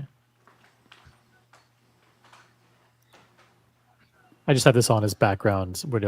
We can just keep talking with this playing in the background. Oh yeah. Speedy Horrendous is up here in the chat. What's up, Rolex Cucks? We're just hanging out, shooting the shit. Coming out of the gate swinging, Jesus. Yeah. Speedy, jeez. Now, okay. So anything fried, he should have like added just a little bit of salt right after you take it out of being fried. Logan, just a little salt, sort of after sort of anything fried is good. I love the Germans have their own version of what is it, schnitzel? Yeah, There's nothing schnitzel, like yeah. good German schnitzel, man. Oh, he So puts processed and fresh mozzarella on it. Interesting. Who so is he this? probably he probably sort of undercooks it just a little bit in the pan so that sort of it can finish cooking in the oven. There's another rustic sauce. There you go. I guess they all want to go rustic. I cannot stand that. I hate the fucking modern rustic bullshit. Yeah. I hate it. And they're popping up everywhere. Got some parsley or basil. You can't. Nothing like watching this after you have dinner, man. Oof. Oh yeah. You could get hungry all over again. Eddie Mao says, Logan, you don't know what Logan, you don't know what you're talking about. The breading has salt, the sauce has salt, and the cheese has salt. Yeah, but Eddie, look, like there's finishing salt, okay? For fuck's sake, Logan.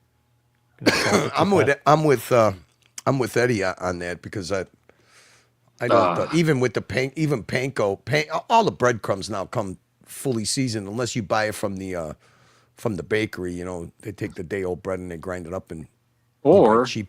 Or sort of you can make your own. Yeah, exactly. I know what you're talking about, Logan. You're talking about like when you have fried shrimp or fried oysters or everything. You just finish while it's hot. Most everything fried. Yeah, exactly. Just a little bit of salt. Man, you know what? I honestly can't remember the last time I had a piece of veal. I've never been a veal. Oh, really? I love it. I can't remember. I think actually the last time I had veal chops, I got them for a Christmas gift.